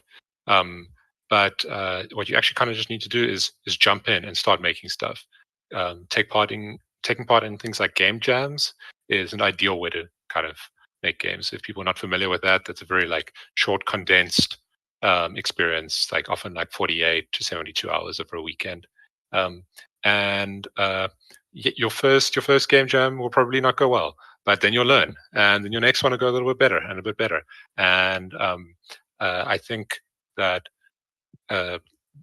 besides working in the industry and getting experience there, game jams are like the closest proxy to what it's like to actually work on games. You get to work from a project from like concept idea all the way through to like people actually playing it within a short period of time.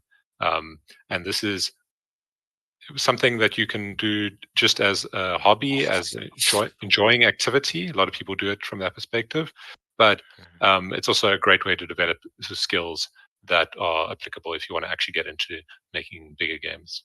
So yeah, my advice is to start making games and do some game jams. Love that advice. And we have quite a few game jams going on right now. So anyone tuning in, even right now, we actually have an IGDA collaboration with IGDA Foundation, our sister organization, and Global Game Jam for We Create Android Game Jam. And those are in particular regions for Latin America and Asia. But yeah, Francois, absolutely. Game jams, make games, just play around, create all of it. I love that. And then Ashraf, what about you? Any final kind of pieces or tidbits of advice you'd like to share with others? Yeah. Sorry, Ashraf. Go Yes, on. please share the game jam you're prepping. Okay, cool. So yes, a few words of advice. Whatever game you want to make in your first game jam or whatever, think of it, 10% of it, and then do 10% of that. Okay? Just make one feature. Start with one thing. Get the character to move. In my first game jam, I had what's it called? Like a box, and all I did was make it move. And then I copied my Unity files and pasted them on top of this. And I ruined my project and my friend's project. This is how I started making games. So literally make the smallest thing you can think of and consider this your biggest win. Because, as soon as you get your first step done, the ball is rolling. Yes, I was mentioning as well, since you said game jams, I'm actually preparing something called the Towards a Free Palestine Game Jam, which is just about helping celebrate what Palestinian culture is about. So it's just basically imagining or understanding what the Palestinian life is like and the importance of olive trees, for example, just all this stuff and just making sure that people understand what humanity is all about in one way or another. So if you would like to join that, I'm going to be helping people make their games. So I can personally be the one helping you out. And if you need more help in making games, please, please, please reach out. I have my contacts at the end of my last slide, so literally reach out whenever you would like, and I can either help you myself or put you in contact with the person in the industry that is making stuff with games. So, or any of us, and we're all here to help. So just let us help you take the first step, and we want to see you grow. We want to see more games in the world. Amazing. Thank you so much for sharing that. And please definitely share the details with us too via email about the jam and how people can participate. Once again, thank you both, Rizwan and Ashraf, for your time today, for joining, for being our first set of speakers at Pathfindings. Unfortunately, we are out of time for the roundtable discussion part that is live streaming, but if any questions remain in our Discord, y'all are welcome to stay and chat. But for the live stream, I have to shift things up. But yes, thank you all so much. And for the live stream, thank you for joining in on the roundtable discussion. We'll be back very soon with our next speaker. Thanks, Thank everyone. you so much to you. It's been great.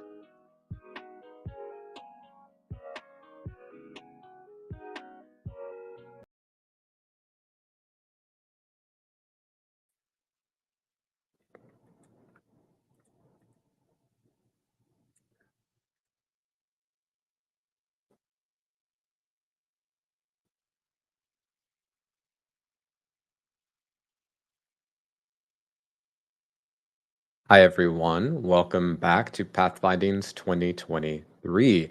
We are thrilled to get started with our next speaker and our next topic. I'd like to introduce onto the stage Thomas Shiva. Let me get you here, Thomas. How are you today? Thanks, Jackin. I'm doing really good. It's been a pretty hectic day, quite long, but yeah, happy to be back here again. Last year was a blast, was amazing, despite the hiccups. The pathfinding GS is always, for me, one of those events that I've made my not miss, and it's always good also listen here to great talks and sessions about the gaming industry and the ecosystem within the emerging markets and ecosystems around the world. So for me, it's always a pleasure and an honor. Well, the pleasure is all ours, truly, Thomas. So today you're going to talk to us about STEAM education. Is that right? So I'm going to just bounce off the stage and let you take it away. We'll get your slides up in just a moment. But for everyone tuning in, thank you for tuning in. And Absolutely, here you go, absolutely. Thomas.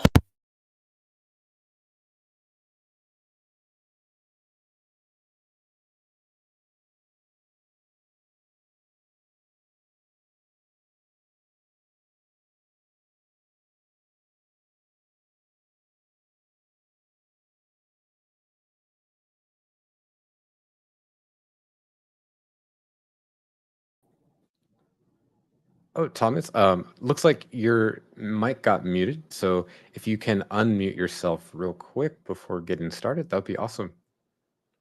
Let me see. How about now? Am I audible? Perfect.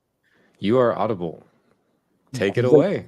So let's start. A little bit of introduction by myself. My name is Thomas Shiva. I'm the founder and CEO of Digital Realm Entertainment, and it is the first and currently only gaming startup in Rwanda and amongst the leading companies pioneering the gaming revolution on the continent.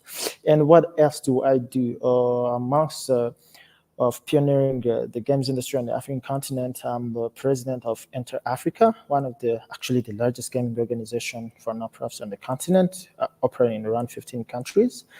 And I'm also the director and founder of the Rwandan Games Industry and Development Association. So we are having our hands within the industry as a business runner and also as an ecosystem builder. So within those both fields, there's lots of things to do. And today I stand here in front of you to talk about the future of science, technology, engineering, and art and math and education in Africa, which could be a gaming revolution. What does that mean? To start, it means that gaming in Africa or gaming in the world is the best medium when it comes to consuming and viewing digital media and digital content. When you look at it, actually, it's going to be the future of digital media consumption because I think it's already overtaken movies in art and music in terms of viewership and revenue growth annually. So the reason it is important is because gaming isn't just about games anymore. It is a platform for edutainment, infotainment, and entertainment. And that has a lot of business opportunities, impact opportunities, and also social change and economical stimulation opportunities. And here I want to talk about how gaming can be a revolution to actually revolutionize how education it is perceived and portrayed within the African continent and what is possible within gaming to revolutionize the education sector. So let's start with education in Africa. How do we see it in general? Overall science, engineering, technology, and math, and the education technically one of those crucial pillars of our society. In Africa and also around the world, we need to study and we need to learn so that we could contribute to making the world a better place. So that's why we need scientists, we need technologists, we need educators, we need creatives, and we also need people who have a great an overall consensus of the universe and everything in it. That's why you have mathematicians, physicists, anything. So we have our old ways that education is portrayed and how education is perceived, the pedagogy, the methodologies, and everything within the education sector, how the classic classroom, if I may call it that, is being known over the past century or so. And it has been actually technology itself and our modern society has outgrown the current education system. Because when you look at education, it's technically the transfer of information from one generation to the next. Because there's one proverb that I heard that an old man dying is like a forest burning. Technically, you need to transfer all of your knowledge to the next generation so that it doesn't die with you. And from that notion alone, you could perceive that education should be accessible to everyone, or also as intuitive as possible, so that the knowledge transfer, or what I may call content delivery, is as efficient as possible and as effective as possible. So that's why learning through play is a good approach when it comes to revolutionizing the current education system and how we study and how we teach the younger generations. Because as humans, we are meant to play. When you look at the evolution of human civilization, we have been playing games for thousands and thousands of years, since the cavemen to the evolution of technology, the industry, and everything. We always played games, but what the equalizer or the difference is what type of games we played and how we played them.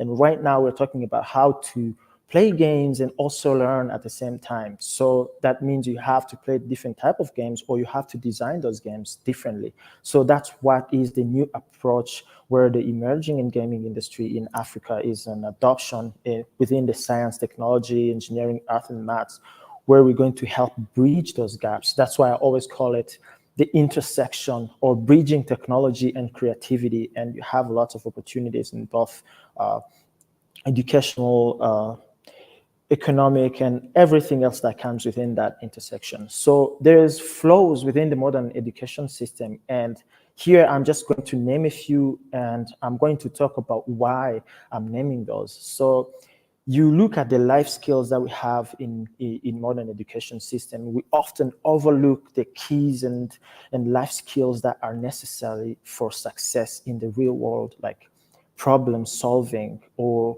lateral thinking with the technology. What are the things that we have? Because as humans, we are divergent creatures and we think differently. So when you learn based on problem solving through play, you can actually evolve much, much faster than the old traditional way, where you have to go from A, B, whatever, and then you go through that chronological, because then you're learning just one streamlined way and you only know to solve problems through that way. But when you face a Z problem in real life, you're not going to face problems in a chronological way. So that's why if you learn in that streamlined way, you're going to be very, very challenged when you go to real life. There was some research done from some great psychologists who did experiments on how we perceive learning in different ways. So there's different types of the world when it comes to learning, and you have a wicked world and also the kind world. Within the wicked world, you have the rules of the systems where they can change, and what it looks like today may not be the same tomorrow. And within just the normal way, you just have a way that what you study today, everything from 1 to 10 is always going to be in order. But in real life, sometimes it isn't like that. So they did an experiment where one group of students were learning through that streamlined way, where they learn from 1 to 10 in a chronological way in terms of difficulty, and the other group was learning in a non-chronological way, randomly. Problem A, difficulty level 0, problem B, difficulty level 10. And then in the end, they learn to actually adjust the amount of resources they have in terms of brain or intellectual capacity to the problems they are facing. Which, on the other hand, the chronological way was all about I start with easy difficulty and I increase incrementally. And sometimes in real life, when you face a difficult challenge, it can be very, very hard when you learn to always just increase incrementally. And that doesn't apply in real life. That's why games are actually a good way to improve that, because it was also proven within the results of the research where the students who didn't learn any order in terms of problem solving were much more efficient in problem solving, depending on what challenges they are facing, regardless of the difficulty level. So there's also a failure to engage, where traditional teaching methods are often used in Africa just to, they fail to engage in a way that is meaningful or intuitive, because especially there's a lack of fun and excitement in the classroom because the content isn't interactive, right? So what do I mean by the content isn't interactive? It is because interaction means you don't get to sit in front of the teacher and listen to what he says and then answer questions that he says. Instead, you have situations and problems put in front of you, and you have to play it out, to play out the outcomes and learn why the decisions you made give the given outcomes. Sometimes then you get to go back, replay, and make different decisions, and you can learn from playing through those situations, which actually beats the old way where you have to go through this streamlined process chronologically and then answer the question. Then in the end, you find yourself, you only know how to study. You don't know how to solve problems in real life. And that's also an issue. So the last one is to prioritize practical experiences instead of theories. This is as old as I can remember, because hands-on experiences are very critical in any field, within STEAM or any other thing that I don't know that is outside of STEAM, because STEAM is the basic standard in terms of education. So it is an unfortunate situation, but it's limited to textbooks. In most African schools, sometimes they don't even have textbooks. And in the modern world where we have computers and mobile phone, it's even very, very convenient to have these interactive experiences. You have AR, VR, you have XR. You can even have storytelling video games to learn things like history, things like decision-making, hand-eye coordination, reflexes, you name it. You have so many opportunities. You can improve education through play. And when we go to the next point is the power of gaming in education. And it has three main points as I paraphrased it.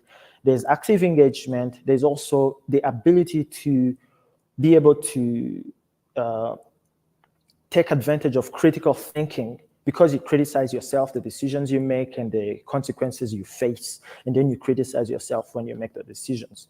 Then there's collaboration and communication, which is often perceived within co-op games or something like that. You could have co-op experiences in school, just like the way you have astronauts in the International Space Station. They always have to work as a team, because their lives and the success of the experiments being conducted depend on their success as a team. And that's very, very important to know, because when you're in such an environment, teamwork and collaboration is very, very crucial and important to the success of the overall mission. So to go back to the first one, active engagement, of course, you have students, they have to become active rather than just passive learners or passive listeners. What does that mean? The old ways where the students is just sitting in front of a class and then the teacher talks about whatever they have to talk about. I'm not saying that it's not effective, but the world we live in today has outgrown that method, and we need to adjust this and evolve from that and become better and efficient in the way we study, or in the way the older generation transfers knowledge to the younger generation, so that we don't lose our collective knowledge for our civilization through time. And this is the best era ever to actually transfer the knowledge and actually not have to lose it. We have things like traditional heritage, history, math, discoveries, and everything. And then when you go to critical thinking, you have the way that gaming helps to improve critical thinking skills in terms of like decision making. When you look at role-playing games, for example, you have what's called the career or the story advancement trees, where each decision focuses or impacts the end game. What does that mean? Because when you make a certain decision with an NPC, maybe you should have helped that guy, or maybe you shouldn't have. And then in the end, the end game, the results you get is going to be affected. You're going to remember, that's why this didn't happen. Maybe I should have helped, or I should have collaborated or made allies instead of going solo so that I could go faster. So critical thinking helps to actually learn how to be efficient in terms of the capabilities of oneself. What can I do by myself, or how can I improve my decision making? Then you criticize yourself first, because you're interacting with your problem, because you're learning by problem solving, by the problem you're actually facing. That's the beauty of playing games, because you are put into the actual challenge and you have to solve it. Because if you don't, you're going to see those consequences in terms of situation. The beauty of it is that it's all simulated.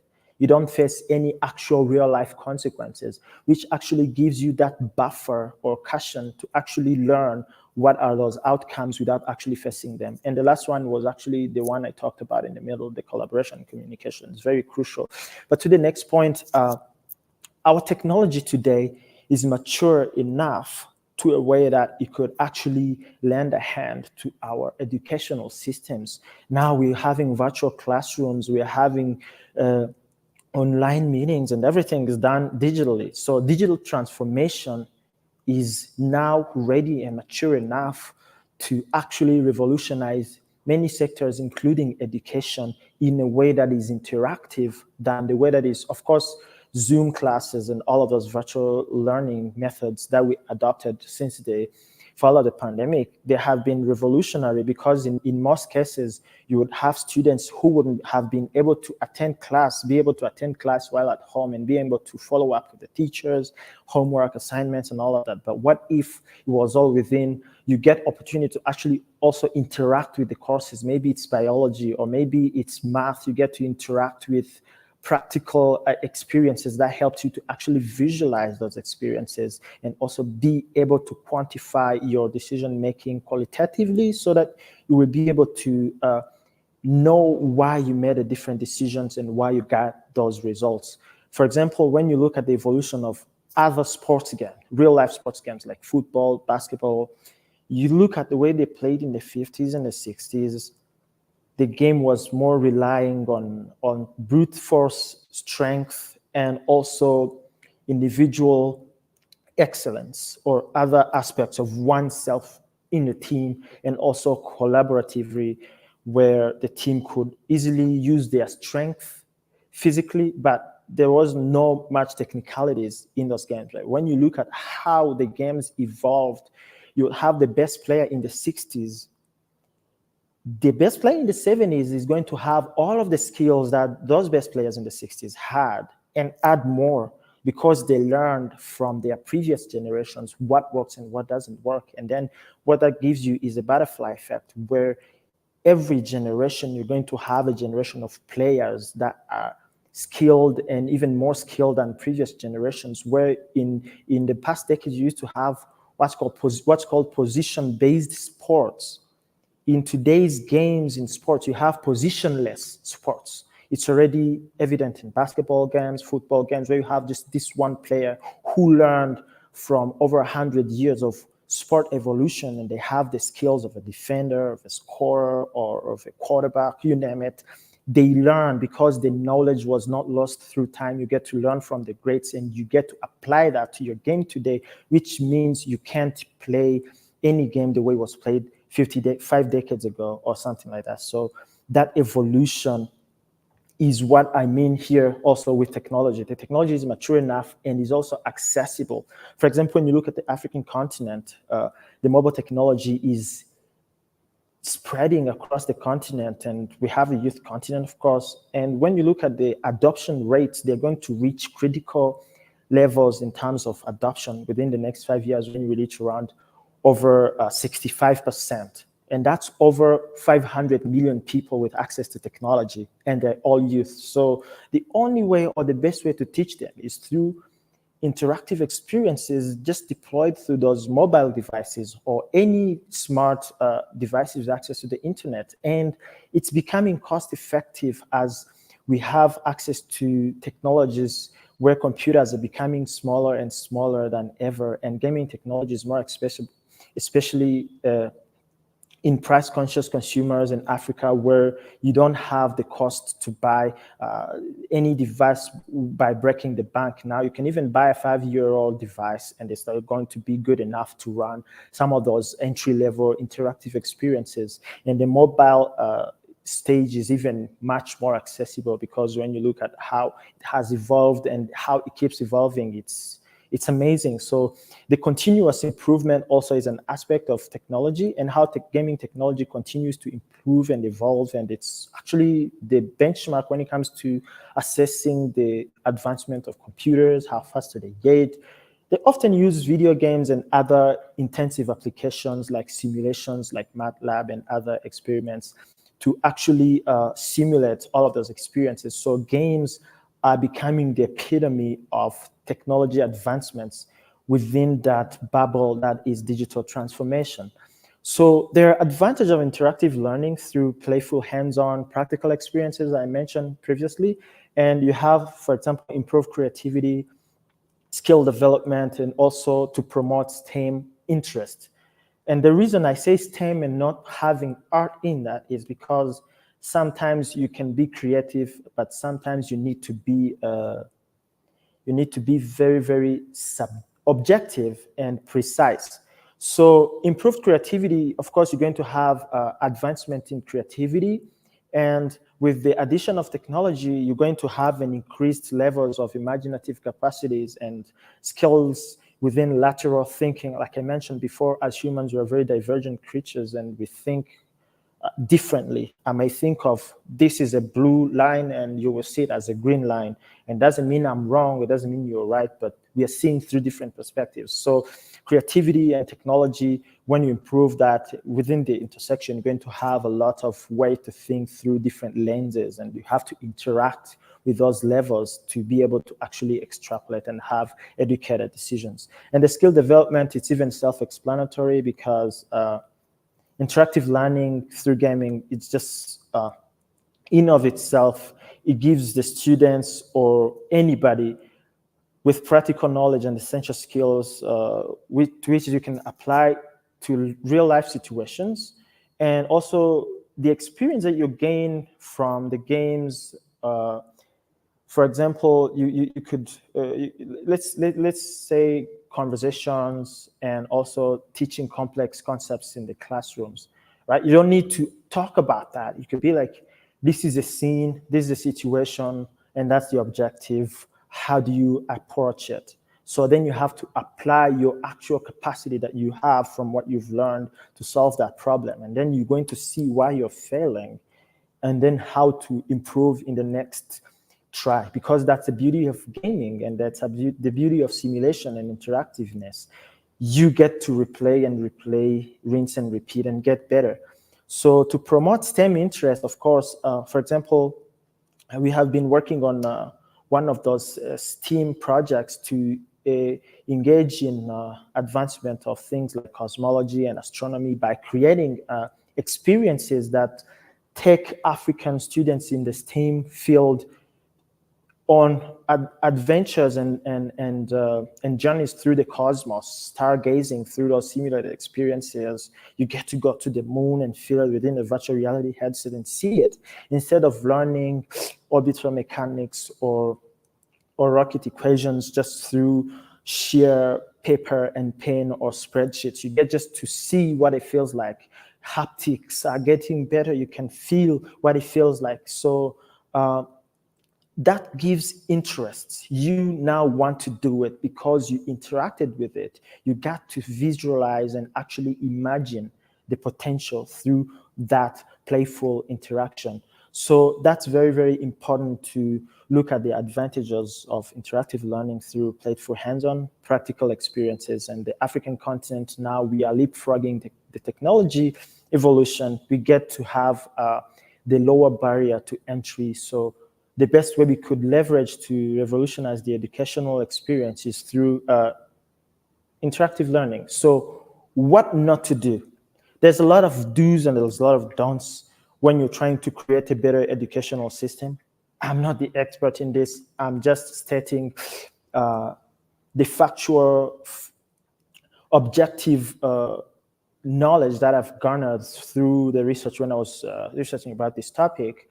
And I would just say one thing: technology isn't the sole focus for STEM education through gaming, because there's so many ways you could improve that. And again, you have to remember that as humans, we think differently, and technology in of itself can be abused, and then you could have the name tarnished. And we have several examples of that I don't even need to get into. But instead, we should see this as a crucial factor or fundamental pillar in enhancing the impact of the gaming industry in Africa. And just like the way it's being adopted everywhere around the world, and to see that through another lens, gaming beyond games, something like cross-sector impact, where you use the games and technologies of games to advance and innovate in other sectors. And education is the best candidate for that. So in any education system or curriculums, the students need to master, or their path to mastery needs to have fundamental core knowledge first before applying those knowledges into the gaming and interactive learning experiences. So you need to learn, you need to read first, and you need to actually be informed so that you are put into that situation. It's like reading a manual before you start operating a device. And there's also what needs to be done in terms of African gaming industry leaders and governments. There's regulatory policies and compliances, standardization, and there's also investment in those sectors. And the African gaming industry needs governmental support, of course, because when you look at the industry benchmarks for case studies in terms of success stories, you have countries like Finland, you have Poland, where you have companies like, for example, CD Projekt Red. They rose to the top, but they got the support from their government because they got incentives for specific sector agnostic industries like gaming, where you have things like tax incentives and all of those other related benefits of being in that sector, and also to actually encourage other people to come into that. And then also when you look at the gaming sector itself, you have different channels, distribution, communication, and the gaming channel itself. And then all of that work together to supply the user, which would be the student or the gamer.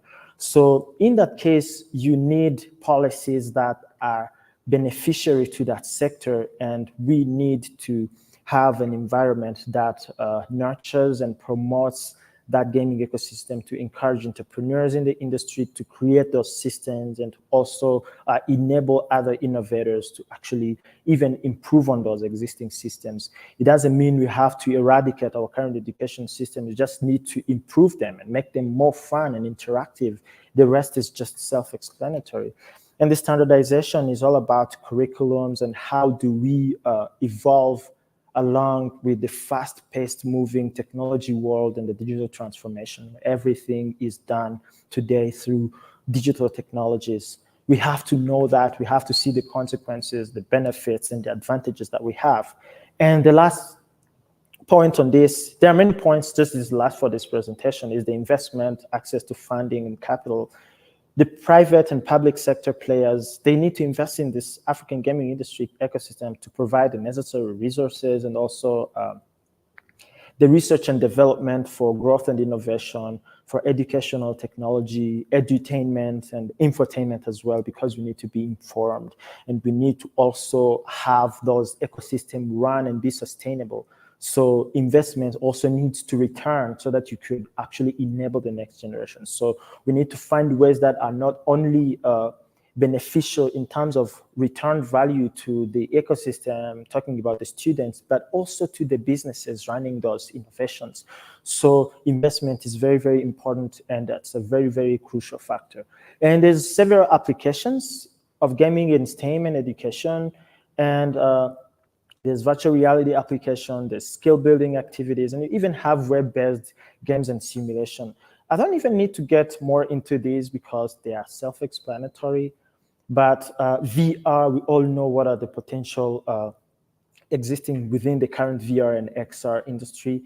where students are now learning to do surgery through VR, or even in real life where surgeries are performed in virtual reality from one side of the world to the other side of the world with close to 0 milliseconds in latency, so technically in real time.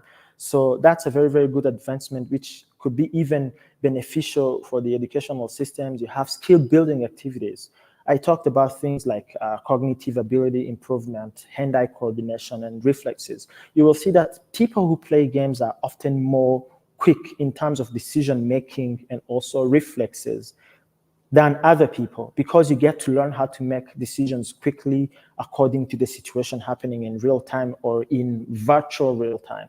And web-based gaming application and simulations, you have browser games that can be played online on mobile phones, giving students scenarios and challenges to solve. Like AR or location-based experiences, you just have to have your phone and follow certain signals and cues and indications just to achieve a certain objective and learn through the process. So there's different case studies. I found many, but I just wanted to mention a few specifically for this. There's flying robot education by some students in South Africa, which involves programming a flying robot to collect abandoned waste and recycle it to clean the South Africa's vast and impoverished townships. You have EduGame Namibia, started a few years ago by one of the game developers, game designers on the continent, who's been trying to build their community within their local ecosystem, trying to educate the youngsters and young generation how to develop games and how to build interactive experiences. And systems like that have been proving to be successful when you have kids getting into coding and coding for game development. Technically, maybe something like object-oriented programming, but also it's proving that gaming application and technologies teach critical problem-solving skills relevant to literally everyday life situations in Namibia and beyond. Because those youngsters are learning, they're going to be able to go on and create impacts around the continent. And you have other initiatives like Bongo Learning. They started an African educational TV show, evolved into a multi-award winning African edutainment startup. And the rest, it's just self-explanatory. These are some of the successful case studies and future case studies in the making. There's even many more that are not mentioned in this presentation that can serve as an example. So there's other examples of STEM fields with interactive learning approach. You have art, you have engineering, and you have medicine. And I've talked about this previously. In arts, it's obviously the intersection of technology and creativity. Engineering, you could simulate the outcomes or things like structural engineering. You can simulate erosion, you can do geospatial imaging, you can do so many things. In medicine, you can do virtual reality, medical education, surgery, learn human anatomy through VR with zero or without needing any access to cadavers or zero risk to infrastructure or damaging or zero risk to real life patients. And the key takeaways that I want to go on, we've talked about a lot. So I want to go to the potential uses of using gaming technology as a tool to advance and revolutionize STEM fields and STEAM fields in education in Africa, because we need new systems to learn and also transfer knowledge to the next generation, including myself. So technology itself and engineering, art, and math, they are just the basic fundamentals of what we need to solve the problems of society and make the world a better place. But there's so many other indirect subsectors that comes from that. And depending on where everybody is in their community and society, you have different ways you approach gaming to take advantage of its advancements and its advantages to revolutionize your sector. So in conclusion, I want to talk about gaming itself as a tool for interactive experiences, for edutainment and entertainment is very, very powerful to revolutionize STEM and education in Africa, because it makes it more accessible. and the content delivery becomes more streamlined. We have mobile devices now at a rate of over 50% as of this year. And in the coming 5 years, it's going to pass 65%. Imagine access to all of those technology devices across the continent and education systems. So many apps are being deployed every day, solving different problems that we need to actually focus on. Also, how do we solve those problems? We need to learn in the first place. So education is one of the very, very key fundamental pillars of civilization continuation. And STEAM is one way to actually solve problems, because the world is full of engineering problems, technology problems, art problems, and math problems. And interactive experiences are the best way to do it. So it was a pleasure to do this presentation. If there's any questions, I'd be happy to take them. But yeah, this is an exciting field, and there's so many more advancements coming. They happen on a daily basis. So for me, it's very exciting to dive deeper and explore more possibilities. Thank you.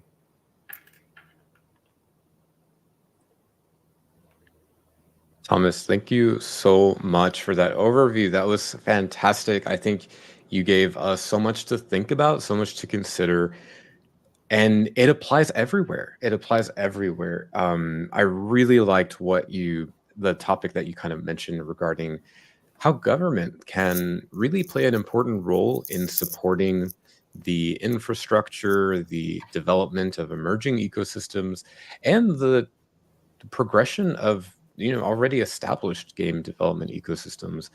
And that's especially as it relates to the curriculum in classes for game development, and taking students in any path they want in game development. So not maybe students want to design fun games that are just to game, but others want to see the next frontier of game engine and game technology to use. So thank you so much for kind of giving us that overview of the various ways the games, game technology, game development ecosystems, how it all intersects, and where we can take it in the future.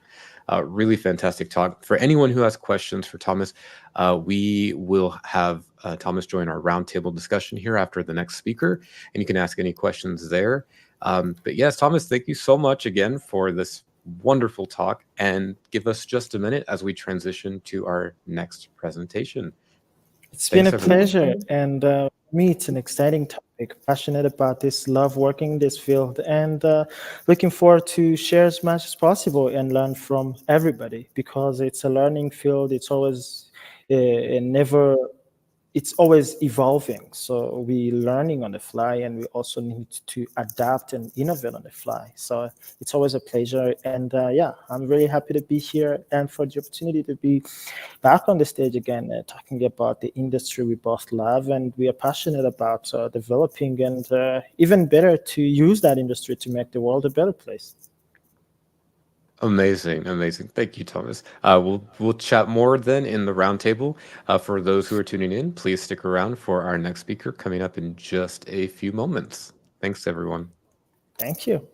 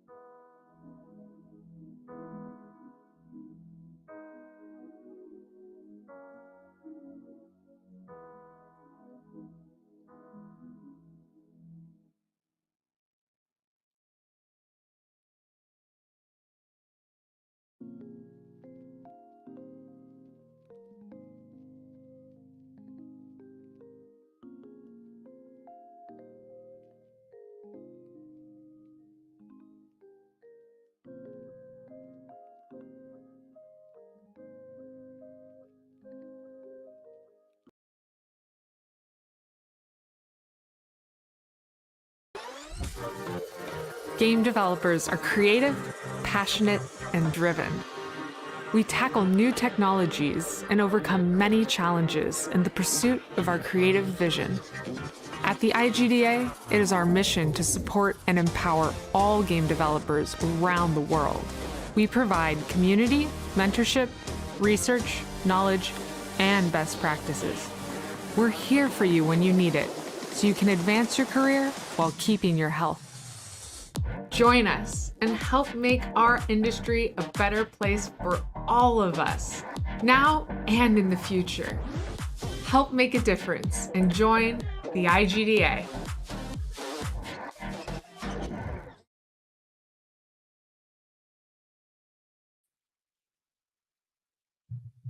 Hello, everyone. Welcome back to Pathfindings 2023. We just heard from Thomas about the intersections of the game development ecosystems and innovation for the futures. But speaking of the future, we have Aram coming up on stage now to talk a little bit more about tomorrow's game developers and the African University Game Development Program. So let's bring Aram to the stage.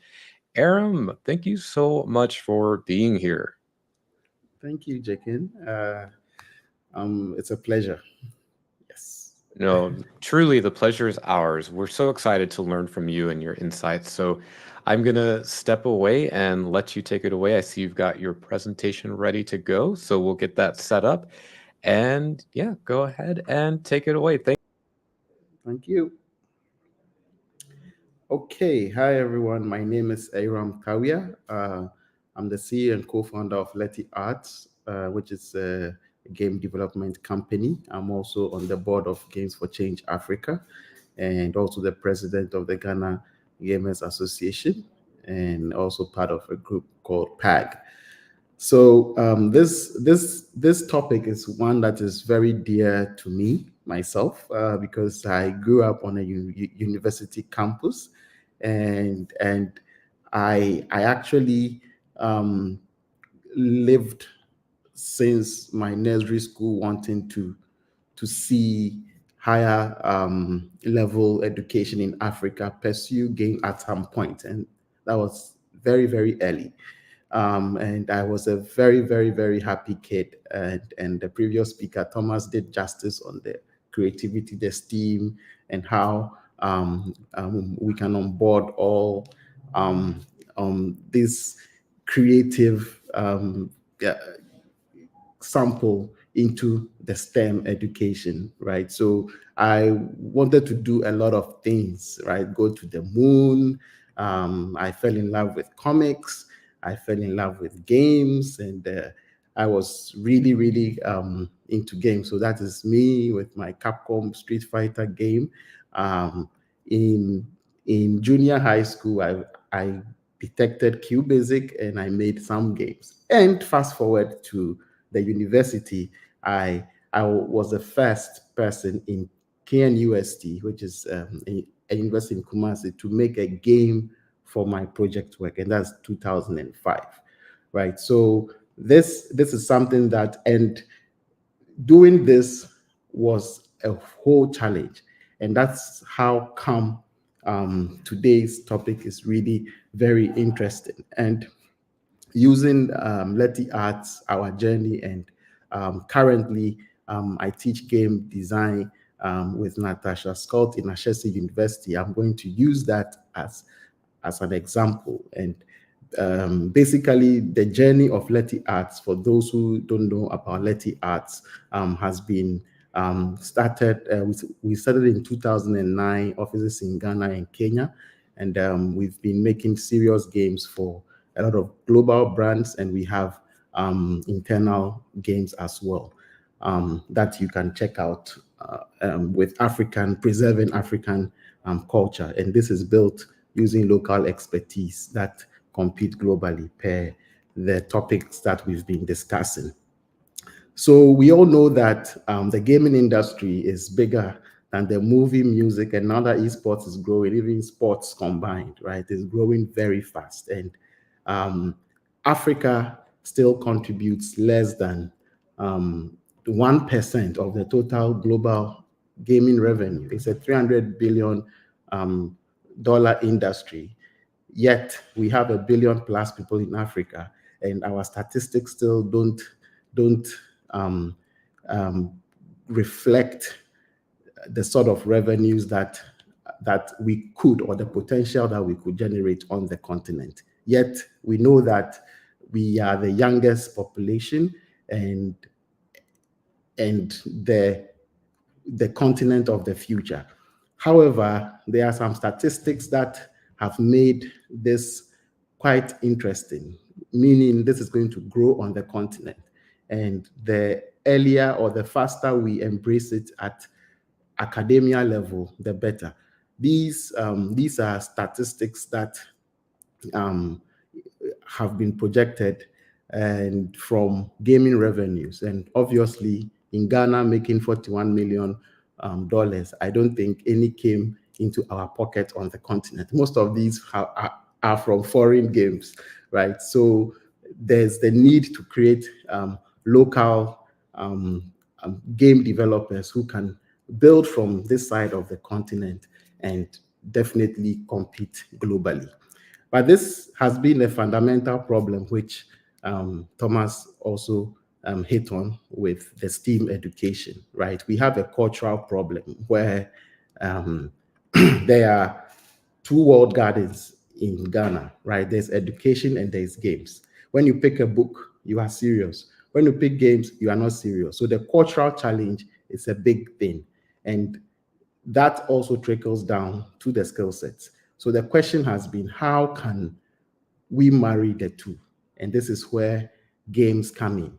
And from the previous presentation, we touched based on how you can use games to learn, how you can do a lot of things. And I will come from even using the anatomy of game design to actually teach computer science or teach other processes, right? And I'll dive more into it, right? We know that where stories and games begin. So enough of the stories, let's go into the games. Now, we know a game is an art and science discipline. When you look at a game, I think it's the only technical product that has an extreme artistic component. And even when that's where the STEAM comes in. So science, though we are doing STEM, like we want people to do STEM, we need to use STEAM as a vehicle to onboard the artistic side into the STEM education. And the process of game design, you can see that the technical aspect, which is code, is even just one. From design, art, audio, polish, market, those are all arts. The code is where the programming comes in, which sticks everything together.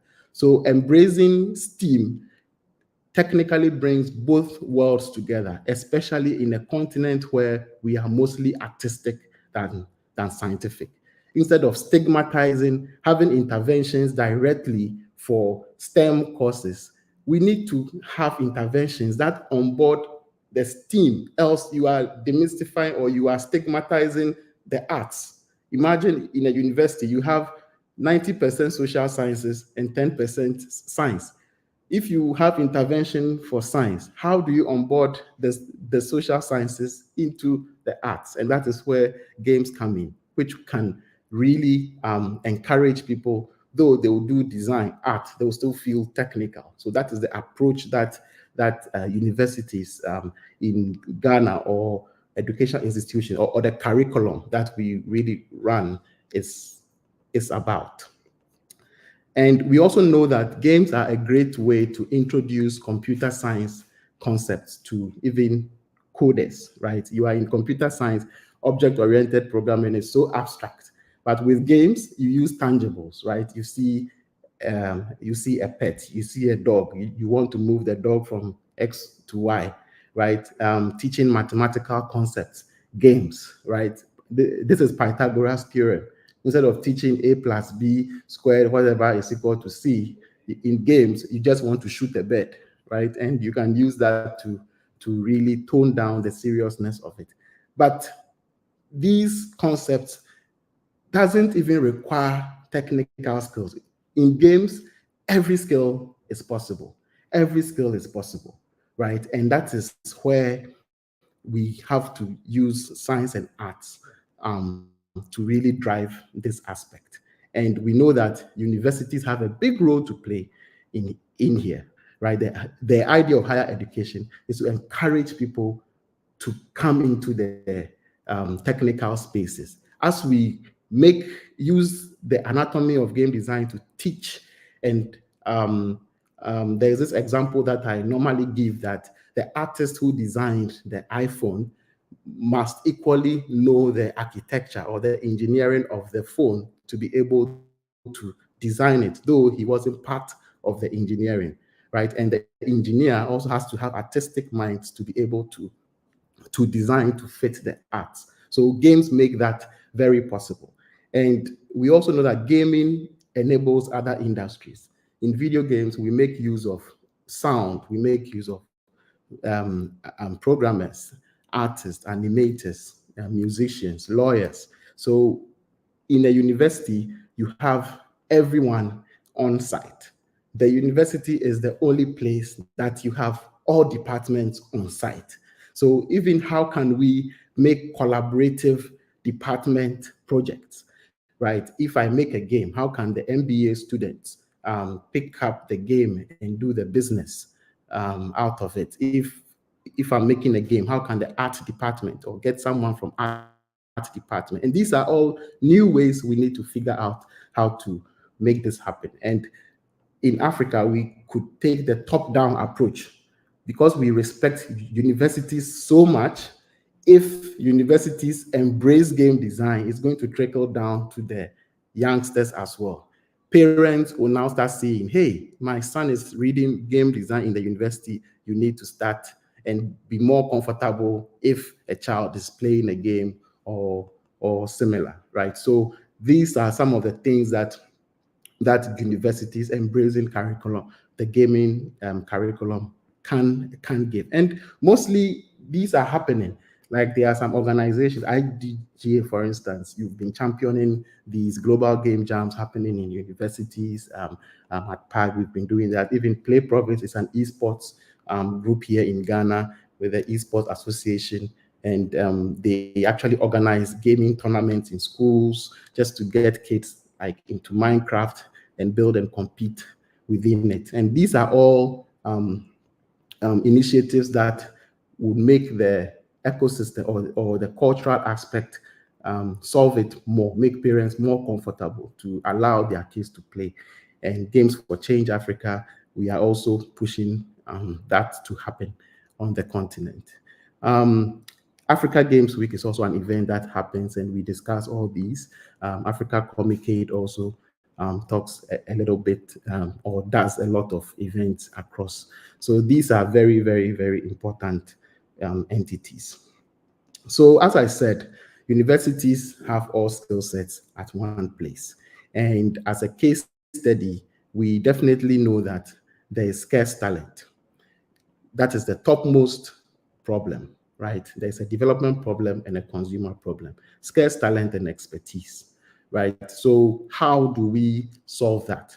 And for us at Leti Arts, we've been doing internships since 2012. We have partnerships with universities who send all form of interns. I think we are the only company that does probably a year-long interns. Like they come in remotely and they keep teaching. And we encourage them to also do project works in their various subjects. So if you come from the English department, we encourage you to make a game when you are writing a thesis, so that the publications on gaming can also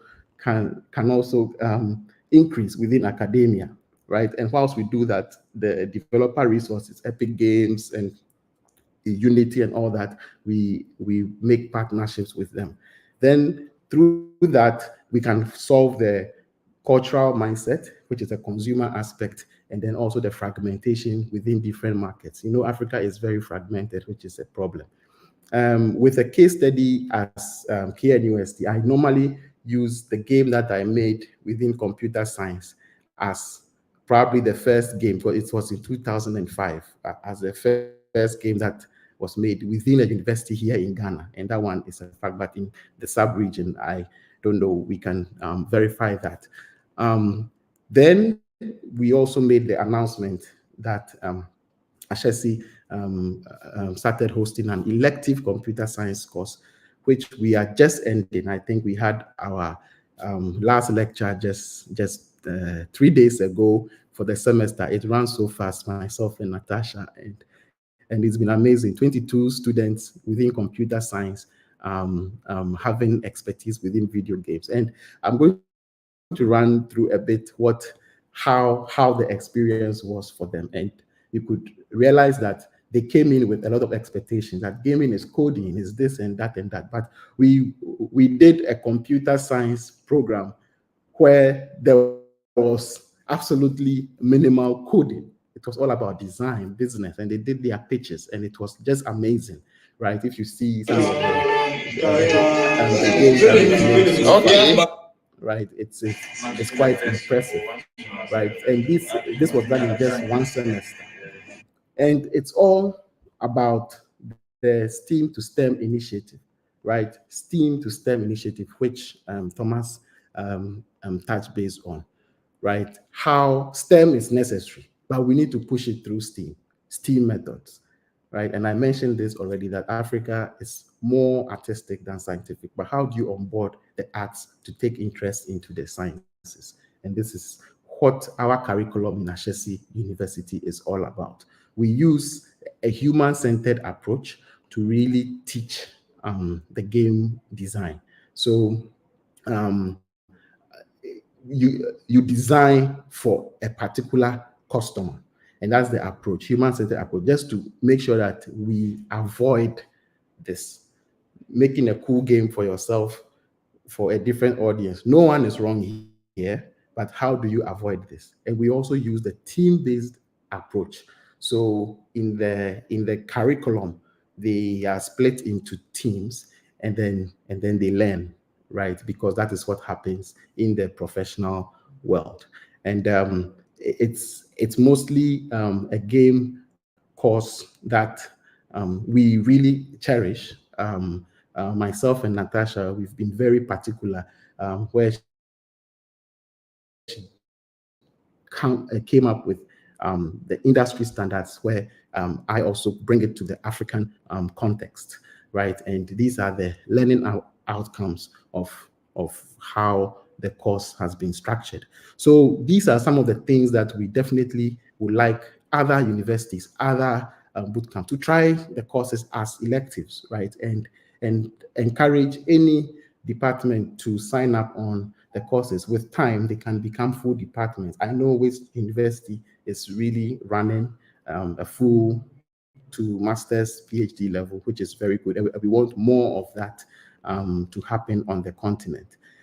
So the way forward could be create more game development electives. As I said, we need to do a lot of publication and research.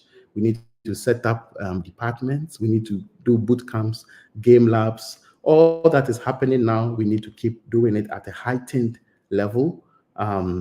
These are some of the publications that happened way back in gaming on the continent. I would love to collect a list of other academic publications. I've done some research, and I'm also writing some papers myself, but these are some of the academic papers that have been published on gaming when it comes on the continent. And we should also start writing books. Like I, in 2016, just decided to write out my story, like calling an unfolding story, not like that you are there. I think we are doing stuff. So in literature too has to increase within the gaming ecosystem. So Thomas has to write about themselves, Olivier, like we need to write books that can encourage the kids. And I've gotten a lot of kids who have, I donated this book across 1,000 copies across Ghana, and a lot of kids have messaged me saying that, hey, they read the book and they are making video games. So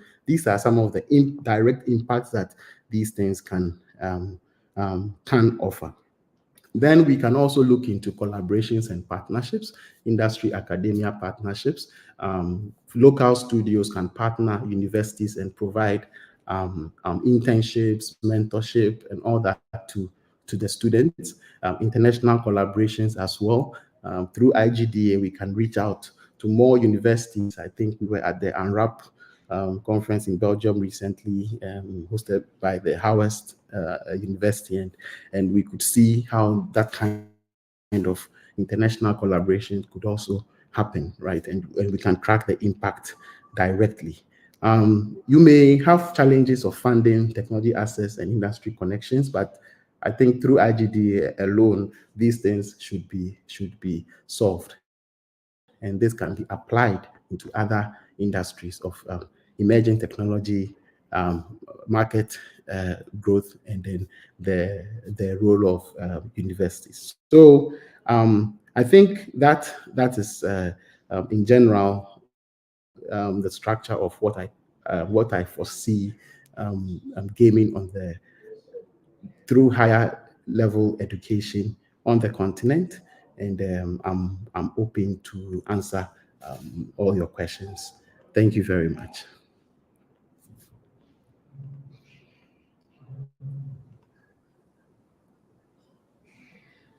Aaron, thank you so much for that insightful talk.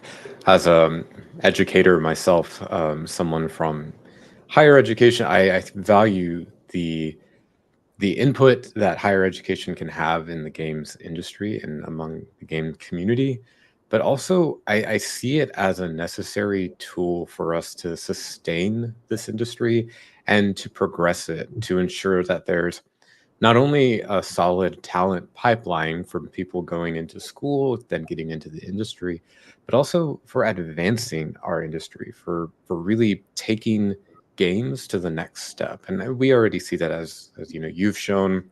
But one of my favorite things about games and education is that community element. And there's, I don't know, there's almost nothing like sharing that experience of learning and growth among a cohort of people and moving through that process together. So congratulations to you for creating that amazing program. I'm so excited to learn more about it. For anyone who has questions, we will have the roundtable discussion starting here in just a moment, and you can ask any of your questions with any of the panelists. But yeah, well done. Thank you so much for being here. It was such a pleasure to have you. And we'll see you in the roundtable chat very shortly. Thank you. Thank you. All right. All right. See you soon.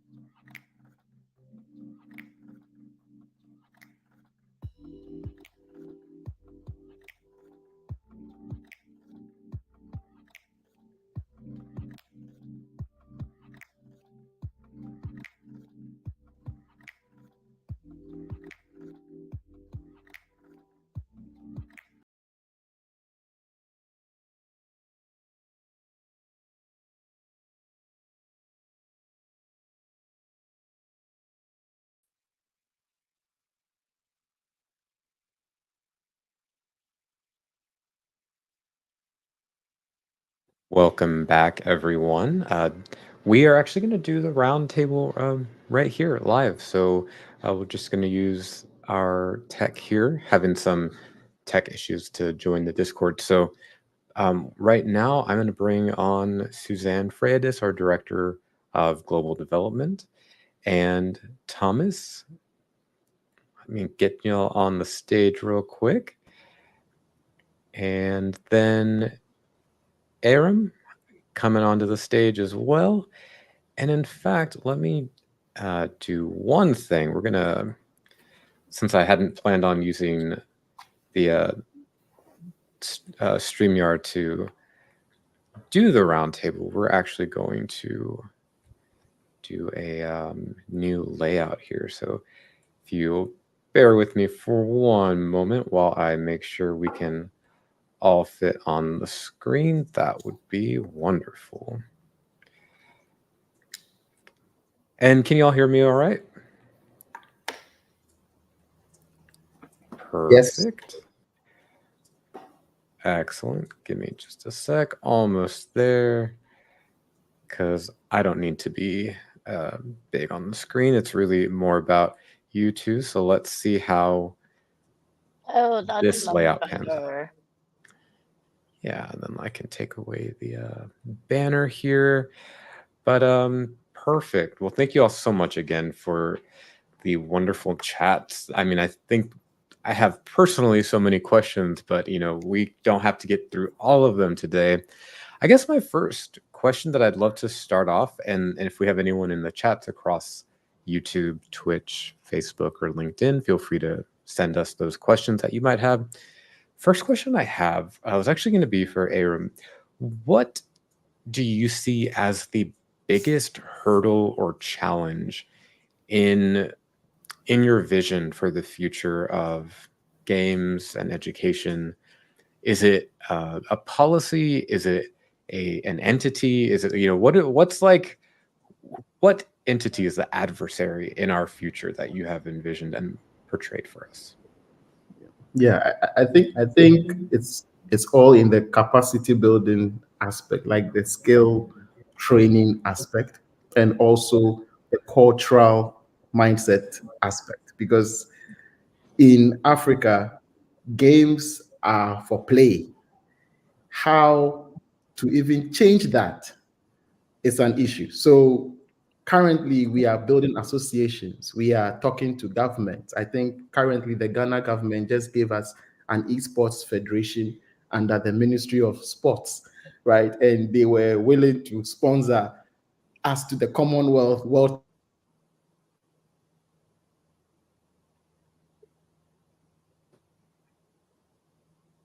Have we lost Oh Aaron? no, we may have lost. Oh, Hello? there you are. All right. Yeah, It's I back. think we lost you and for just a bit. yeah. Okay. So where did I? So can you start end? over? You said you got sponsored or sponsorship opportunities and then Yeah. you cut out. Yes, sponsorship opportunities to compete at the Commonwealth esports. That was last year, though the athletes didn't get the visa, but the government was willing for the first time to make that investment, right? And in the development level as well, we are pushing so hard, like Ashesi calling to say that, hey, we are ready to try out this as an elective under computer science to be graded right? These are some of the like the hurdles, because it's since 2015 we've been talking about, look, games can make things better. Use games to learn, like Minecraft. The government just launched a Minecraft academy here as well, right? So it's a gradual process.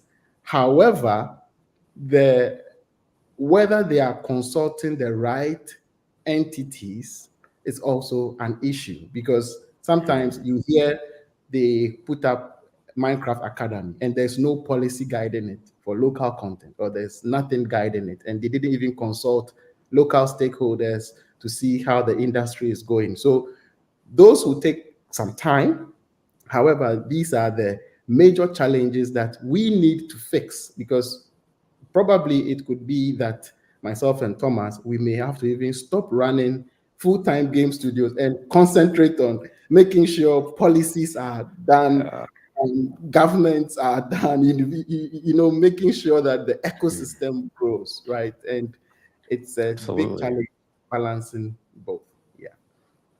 No, I'm glad you brought that up because, yes, that is a full-time job in and of itself, is being an advocate, a voice in government to ensure that developers have a strong, capable, and competent voice to discuss these issues with policymakers that are really impacting everything that we do. Kind of going back to an earlier conversation in today's topic about that. So that ties into a lot of what Thomas was saying about growing the ecosystem and getting a lot of support. Thomas, what do you have to say about all of that? I think this was the best combination of, I think this topic we did it justice, myself and Aaron, because it's like a match made in heaven when you look at the way he presented about the role of educational programs in the specific sector just to learn about game development in education. And I was talking about using games for education. So technically you need people to make those games. So they need to learn about game development in the first place. You see how it is a vicious cycle, that you need to solve one problem to be able to solve the other. And they are all intertwined. So in the end, like you said, it's a full-time job in and of itself. And you can understand where we come from when you find myself running a game development studio as a gaming startup, just as Aram, and also at the same time wearing the hat of an ecosystem builder and an industry pioneer in our local communities and also on the continent. We are wearing so many hats, and it's so tiring because it's so hard to run a business and also to build an ecosystem. Because when you put on a hat of an ecosystem builder, you're not talking about your company anymore. You're talking about the entire ecosystem. Because when you're struggling to find talent to hire, because you don't have educational programs that teaches or develops the skills that you're gonna need from your talent, somebody's got to do it. And the only way when nobody's doing it, and you need that, you have to do it. And the more we wait, and then the more we go outsourcing talent outside, and the more we keep the problem lingering for decades, and it doesn't get solved. And in the end, we're always going to have this bar that is lowered so low that everyone knows that the quality of games or digital media coming from the African continent is always at a certain level. It's like this experiment where they did an experiment with flies in a jar, and they put on a cap. And then in the first couple of days, they just wanted to fly out, right? They realized it's just too small for them to fit. They realized they can't. And then in the end, they just flew within that vicinity. And then after a couple of days, they removed the cap, and the flies were unable to fly out, even if it was not closed anymore. They just learned, oh, we cannot fly higher anymore. But they still have the same wings. They could just fly out, but the cap was removed because of all of those years of being constrained. It's like being told you can't reach this height, then you are stuck there within that mind block in yourself that you can't. So that's where we have been, and we're trying to get out of. And then it starts within our educational ecosystems, curriculums, and also skill development programs like Aram just talked about. And when you talk about regulatory policies, I have been working with the Rwandan government through the Ministry of ICT and Innovation, trying to put together the regulatory policy for the Rwandan games industry ecosystem. I think I talked about this with Jackin around a year ago, or almost 2 years, when I started talking about putting that together. And it took me a couple of years, and then I had to give it to the context within the Ministry of ICT and Innovation to actually give it as a proposal when the new Rwandan Startup Act is being passed right now. But it took 3 years to put it into motion. And then you look at that, and then I wanted to make sure that the creative sector doesn't get left out.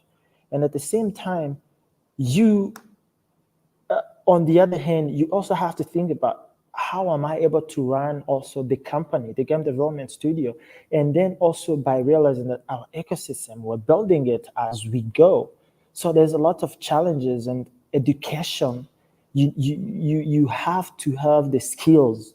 You need skill development programs. So education is really, really important in both the general education, as I mentioned in my previous talk, and also the education for skill development, because that cycle, the only way to break it is to start. Because recently, when I was curating this track, creative track at AfriLabs, we talked about this with Leslie Donner from Chimolo Hong Precinct in South Africa, when she talked about the fact that they only are having the only university on the continent with a game design degree. That gives you a scale on how much we are lacking in terms of skill development in game design. So what this program ARAM is doing is going to actually shine a light on that aspect, because people need to know there's so many companies on the continent that need talent. For example, we have been hiring and trying to get talent locally. It's impossible. We have to look across the continent. So we position it as a continental initiative. And the more we actually Pan-Africanize the industry in terms of information sharing and partnerships, and also supporting each other in terms of like we always do outreach programs like this and talk about our challenges and our success stories, because it is important. Even if it's a small win, we need to celebrate it, because in the end, when we grow our ecosystem, all of those baby steps, we need to actually enjoy and appreciate them. And it's very important, again, to also realize that we have a long way to go. And the only way we gain that recognition from our governments is that, speaking from experience, from what I've been told, you need to actually do your work enough and innovate hard enough so that those regulatory policies realize you have a lot of exposure and impact. They are playing catch up with you.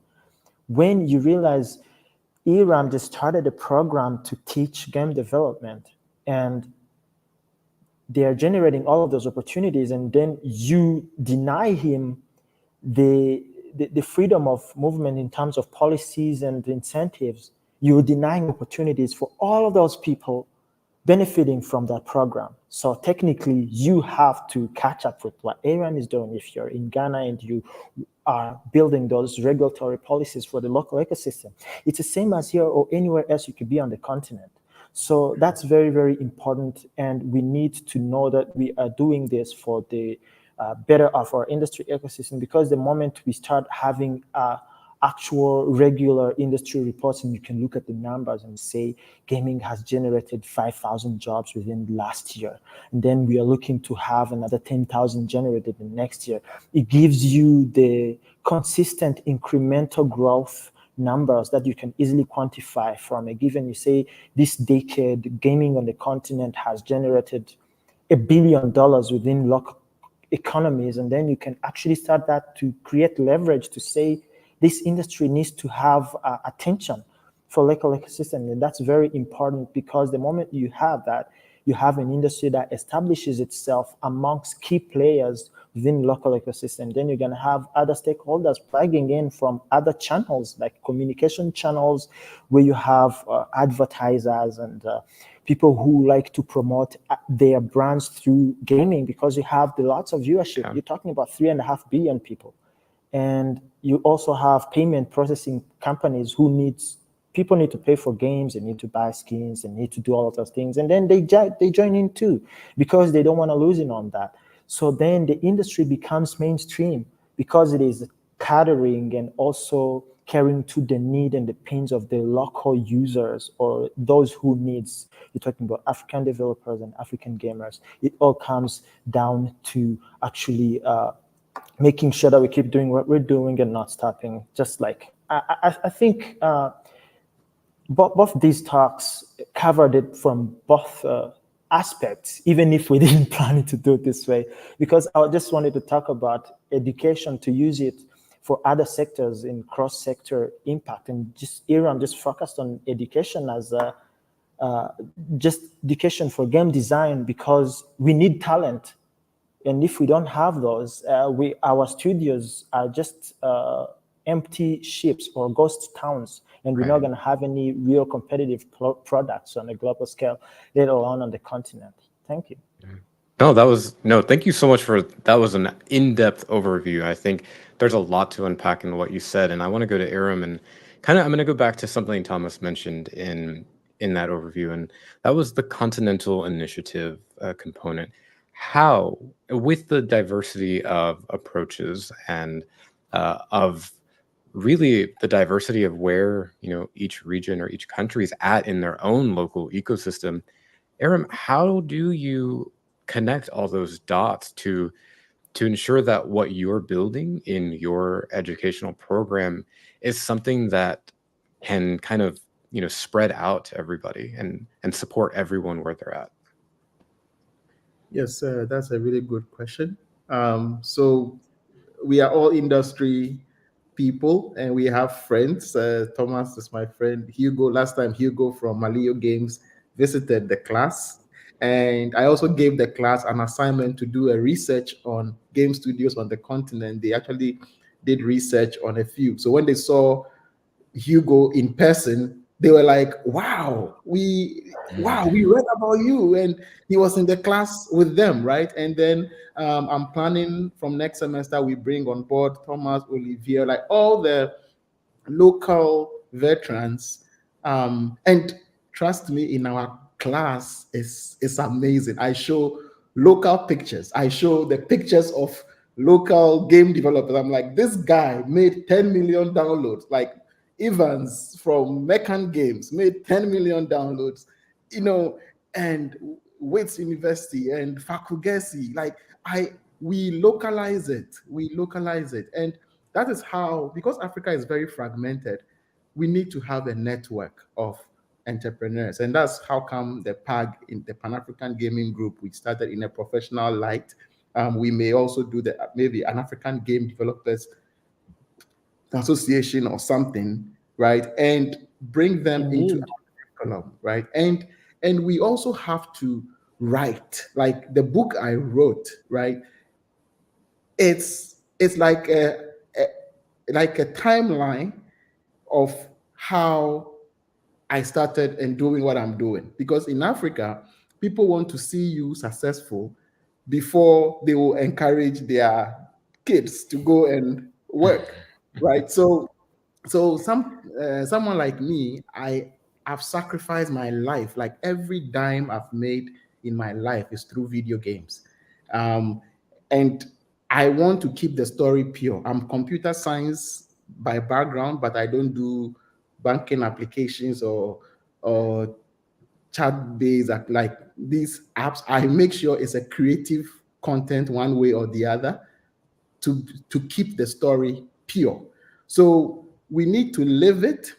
We need to bring on board local success stories for all these students who are yearning to learn. And we also need to let them understand that gaming can be used in every industry. So we introduce gamification. Like last time we did a session on business on the continent, B2B and B2C.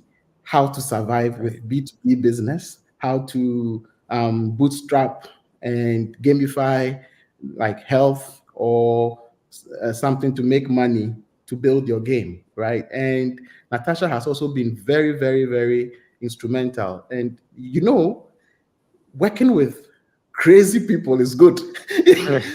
Ah, when it's Ashesi true. gave us It's a true. call, Have we lost him again? Oh, I think we did for just a bit. Maybe his internet will sync back up in a second. This is a very, very interesting topic. So Yes, yes. Oh, hopefully we didn't lose Aaron for good. Hopefully the connection will stabilize.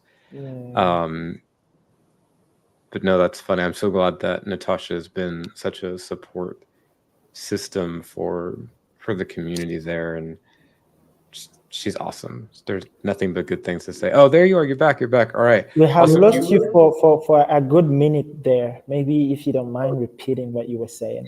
yeah, like I was saying that when we got the call, we are both very busy people, but it's a milestone we need to check. Like it's for the industry, you know, this is necessary for the industry. So we need to make it work for the industry. And we took time. I think the first class, we were all in Gamescom. We had to call in, find a small place and have the first lecture. And it's been crazy. Like all the travels I travel, I'm still lecturing, right? I'll be going to Africa Games Week. They'll be writing exams, but you know, so we need to sacrifice to make certain milestones available for the industry so that people, researchers, like as I'm here, I'm co-writing academic papers. I'm encouraging academia. If you want to write anything, we can be co-authors and publish because we have so much data. Exactly. We need to publish. We need to write book chapters. We need to write papers. We need to do stuff. So I'm writing 3 papers now with other academia. One with a method that I use to teach, which is God made a game, right? I made a curriculum based on a religious, because Ghana is mostly Christian. So I was able to make a curriculum that uses God and how he created the world to marry into game design, right? And development. So I'm using that as an academic paper, right? That's like God made a game and the creationist approach to game design and development. And once you use those kind of local, tangible approaches to explain gaming concepts, people immediately think about it. I've given talks in churches. I actually run boot camps in churches. I run boot camps in primary schools. Wow.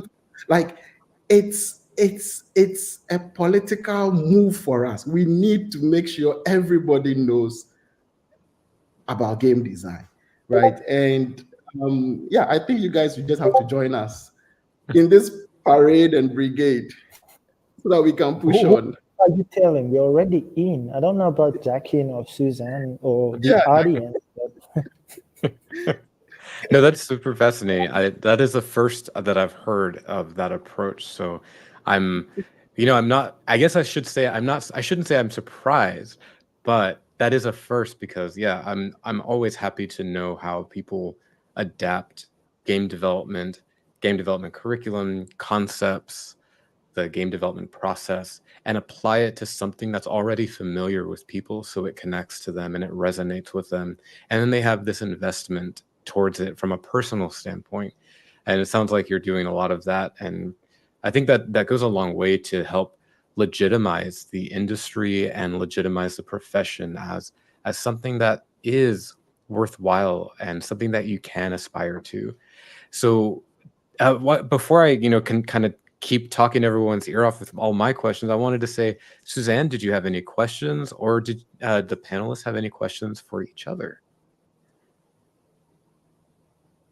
I was thinking about Ashraf in his talk. He was talking about how the creation of games is sort of an inherently political process, right? Because we bring our identity to the game. We bring in our understanding of the world, which is inherently political, to the game. And so I think, Aram, that your positioning within churches and God made a game, like all of that is really speaking to that sort of a clever use of how politics plays into games. And I was wondering if you thought about, since this isn't an education question, it's a question about how you're interacting with your governments.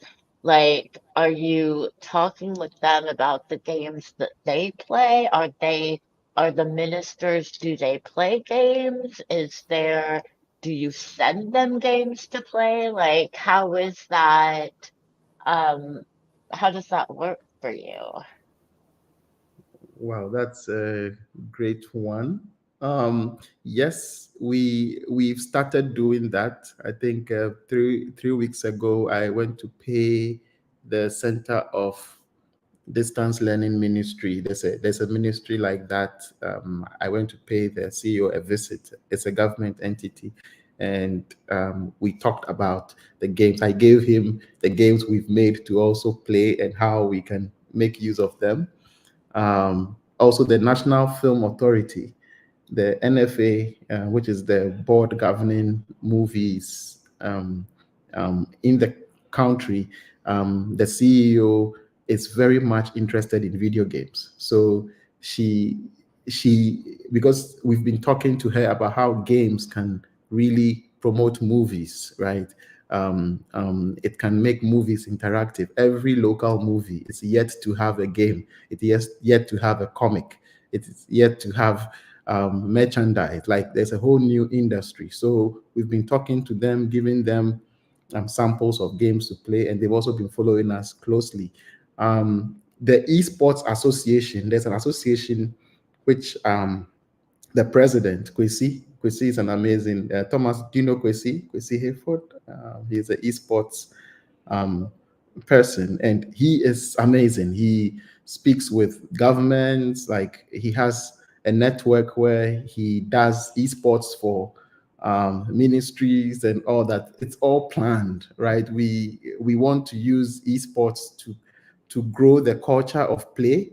Then we now see it in local games because the esports is still on foreign games like the FIFAs and Mortal Kombat. So as I speak, there is an esports tournament that we are sponsoring a segment, and they are going to use two of our games within that esports tournament. So we need to consciously make the esports groups start playing local African games so that people can, governments can learn about it. But yes, we are in constant discussions. At least the government has not been too deaf on us. However, it's politics as usual. So there might be few guys who go on with you, but the majority still need constant education. So, but it's in work in progress. Yes.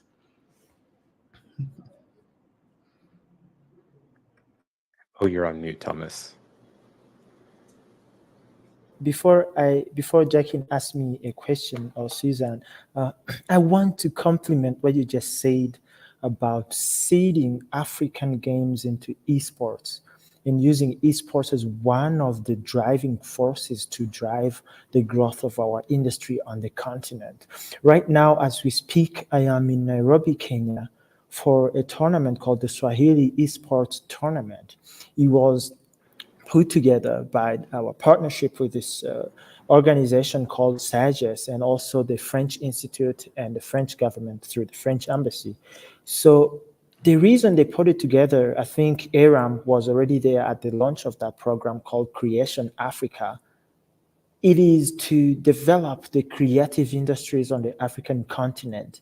And when you look at those industries on the continent, gaming just comes out on the top as the most grossing with potential for growth in the future, and already showing signs of growth overlapping every other industry we see today. And we had several discussions today, And I was mostly excited because I was like, today I get to talk about gaming in esports on one event and talk about education through gaming on another. And it was very exciting because I get asked these questions a lot when it comes to gaming and esports, and those are different because esports is a part of gaming because it's this huge bubble that is gaming and esports is in it, and it's on that layer, on that top or bottom layer, depending on how you see it, where it is the consumer side. It's technically video game entertainment. So they are the user we are all catering to serve, the gamers, and mostly African gamers. And another thing is, gamers are the most loyal people. When they get good games, they play them wherever they are, whether in Africa or anywhere else in the world. And I talked about why are we always playing esports games are just Western games, right? It's not that it's bad, right? But we need to one up ourselves, raise the bar of the games that we produce, and also make them oriented towards that space. We're going to get in more partnerships through sponsorships and advertisements and all of that. And also, our streamers get to stream African games, and other people around the world get to play African games. There's the Olympic esports coming, right? The Olympic esports coming in, having African games in there, it means other games or other gamers around the world get to play African games competitively. It doesn't have to be just the other way around. You see, when we play Valorant and we enjoy it, it's because we're gamers. It's just like any other gamer around the other side of the world or the globe could play Sweaver or Puzzle Scout, right? If it was an esports competitive game, and then enjoy it because it is competitive, you get to play, you get to enjoy conversations and chats in the lobby, and then enjoy the game, and then people get to compete, and you create, technically, when you have huge communities around the game, you can have an esports tournament, right? Right now, or during the Swahili esports champions, over the course of the weekend, tomorrow and Sunday, there's going to be players battling it out in Tekken game, right? That's one game. It's not an African game, but it's a game, and they are competing. It means that game has huge community around it, to the way it spreads across borders. It transcends continents and cultures.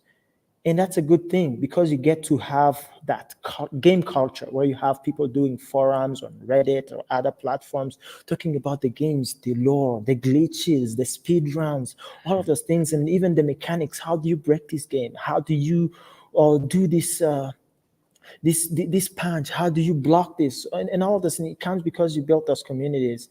And if we do that with African games, then you're going to have this breakout where all of a sudden you have kids somewhere outside of the continent wearing t-shirts and merchandise of African superheroes that nobody ever heard of before, right? We've all grew up watching Spider-Man, Superman, and all that. Nobody knows about Mansa Musa or Sunjata or any other heroes we're going to imagine, because it's all about our imagination and creativity. We can create those heroes, and we have so many dynasties, empires on the continent. Just like our game that is coming up called the Tribal Conclave, where we are writing, like I said, writing books. We're writing a series of novels called the Bantu Tales, going all the way back thousands of years for the migration of the Bantus. There's so many stories you could tell. And then when you look at all of the stories, you're going to have so many dynasties, so many iconic characters, all the way to the modern age. And then all of that goes out for the people to enjoy, read the books, play the games, and compete in those games. And then gamers, they don't care anywhere. They just need good games. And if we can give it to them, we don't just have the 1 billion African gamers, we have access to 3.5 billion people around the globe. 1 out of every 5 people on the planet plays games. Imagine that amount or level of reach and global exposure. To me, the possibilities are endless because it's a digital realm. But again, because the possibilities are endless, there's also potential for endless possibility to create something that is useless. So we need to get up from the right ground, which comes all the way down to education. To make those games, we need to learn how to make them. And that's why it is so important to start with that. Aram, you're muted. Hold that thought. And, and then don't forget, because it's important. And then the education aspect taken care of, we get good African games, gamers around the world get to enjoy them. And we get to build our community, we get to promote our culture around the world, and we get to spread the African way of playing games. It could be very different with the way other games are played. We could invent new genres and mechanics that only apply to our culture, but we need to dive deeper, research and development, education to be able to pull it out. So Aram, just go on with your comment. It sounds interesting.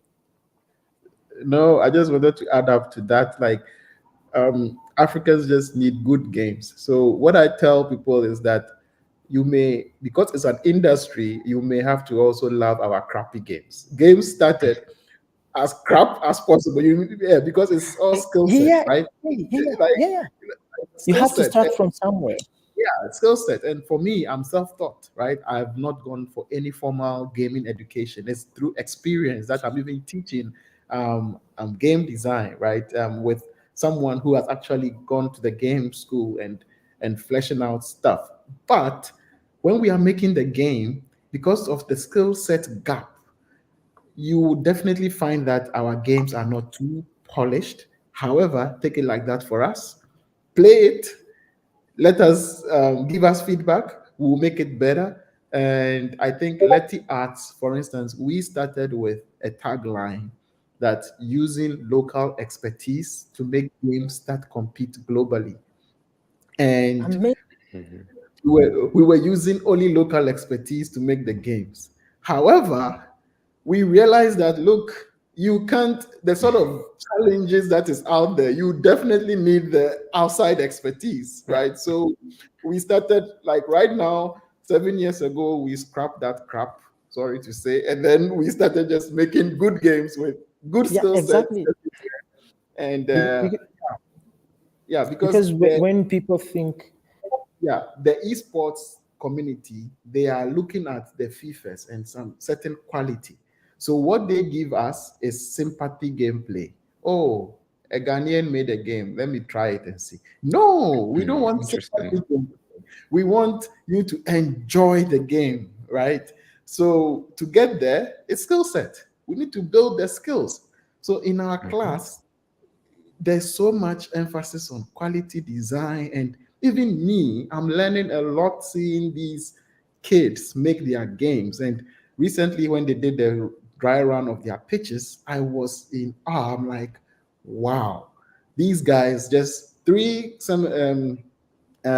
months ago, they knew nothing about game terminologies, nothing about game design document, nothing about game concepts, game loops. Now you see them talking, oh, we have our core loop, we have our sprites, our animation. I'm like, wow, this is getting somewhere. So we need to create the skill sets, and then we can make good games for people to enjoy. Wow. That's wonderful. So create good games, create the skill set. We have about 1 minute. Any last words on all of these amazing topics that you both shared with us today regarding skills, ecosystem development? Thomas, go first, and then I'll go first. So to begin with, over the course of the last 2-3 hours, both the previous talks and especially my talk and Aram's talk, we talked about so many aspects of education through different lenses and what can be done through gaming. But it all boils down to one most important comment. Using games to make the world a better place, obviously, and also to build thriving ecosystems and markets, because like I said in my previous session, the most honest person you will ever meet is the paying customer, right? When a paying customer isn't getting his value, they're not going to buy a product. And as a gaming company or a gaming business, you need to make some money. So we need to make good games. And so for that, we need good developers. So that those good developers, they need to learn their skills in the best ways so that we can build better experiences to educate and revolutionize our education system. You can see how that cycle kind of like intertwines. So for me, in closing out, I would say that gaming as a medium for content consumption and media consumption is going to be the future as movies and music reach their plateau. Maybe music not yet, but movies recently they have been plateauing in terms of the storytelling. Of course, is always going to be there, but most of the good things that could get people excited for the static nature of movies have been done. And then when it's all rinse and repeat, it seems like an oversaturation. So that's why you have things like superhero fatigue. We're not going to the cinema to watch superhero movies as we used to because we've seen it all, literally. It's all the repeat of another guy in the cap and the mask. We've seen that. So what else? Maybe the next generation of movies are supposed to be interactive, and guess what? That's games. So we need to build them better. And then our tagline usually, like Aram said, for us, our tagline is usually let there be African games. So we were meant to play, and we have so many stories to tell, and we need to find ways to tell them our way.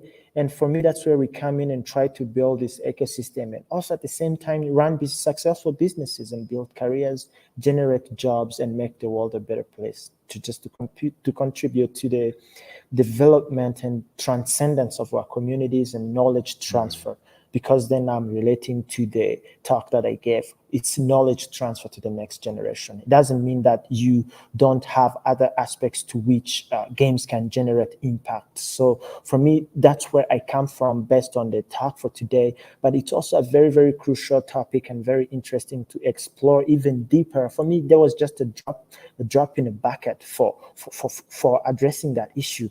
There's going to be so many people addressing that, and I'm not even going to be the best at addressing this, because as technology evolves every day, we find new ways to solve those problems. So for me, that's where I come in. We need to find better ways to make good games or make good educational systems, and also to build our ecosystem from what applies to our problems or our pain points. Thank you.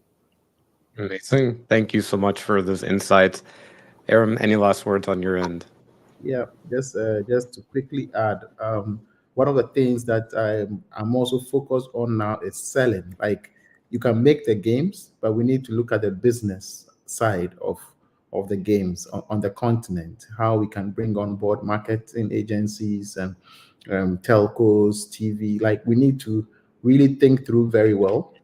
And because before it was always think, create, and innovate. So think, create, innovate. But now it's mostly innovate, build, and sell, right? Innovate, build, and sell. So when you innovate, you build it, then you need to now sell it so that it's quite successful. So in everything we do in the gaming space, we should really think about selling this in different countries across the continent.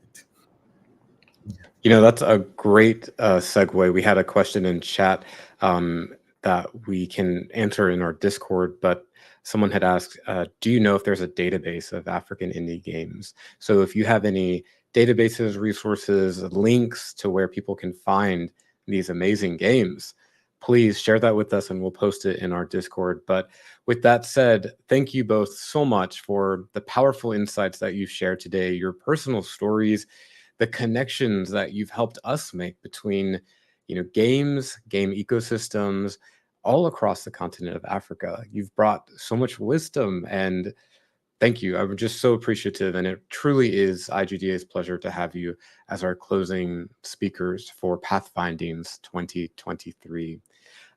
Shout out to Suzanne for really driving the connections and the contacts with our speakers for this conference. And we are going to transition to our last closing slide, but thank you both and have a wonderful rest of your time zone. Thank you. It's been a pleasure. Pleasure. Wonderful. Bye-bye. Thank you. Thank you.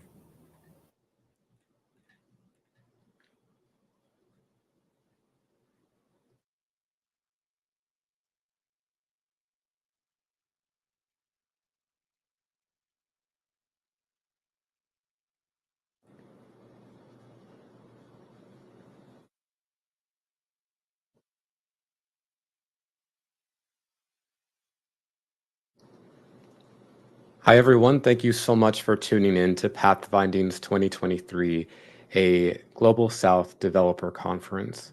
We've heard from some amazing developers. We've got some awesome insights from regions all around the world, across Latin America, across South Asia, Southeast Asia, across the continent of Africa, Middle East. It was such an amazing experience to hear the stories, the best practices shared, and we're so thankful that you joined in, that you stayed tuned, that you asked your questions, that you joined us on Discord for the roundtable discussions earlier today and this week. We hope you found this content inspirational, educational, and just as a reminder, we'd like to thank our sponsors for this year, Epic, who has supported the Pathfinding conference, and River, who's also supporting us through some social media analytics. So thank you so much to our sponsors for making this event possible. And thank you to the attendees for participating again. We're so thankful to have you engaged in these important conversations that our friends, our colleagues, our peers, game developers around the world who are here to share their insights and wisdom. Really appreciate you listening.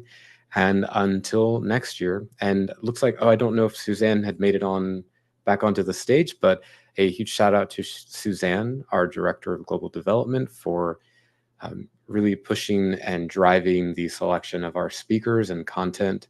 Thank you to the IGDA team and staff for supporting all of us on making this event possible.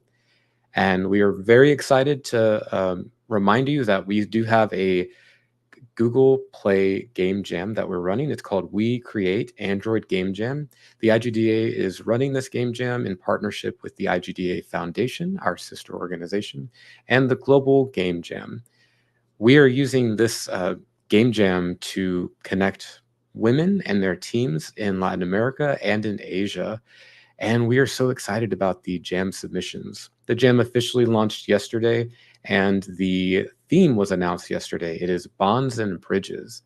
You can find out more information about our current game jam on our website, igda.org. And in addition to that, we have lots of other events coming up across the rest of the next few weeks for the year. So please keep us in your inbox. You can subscribe to our newsletter where we give you a heads up for all of our events. Otherwise, I hope you have an amazing time zone. And thank you again for tuning into Pathfindings 2023. Take care, everyone. Goodbye.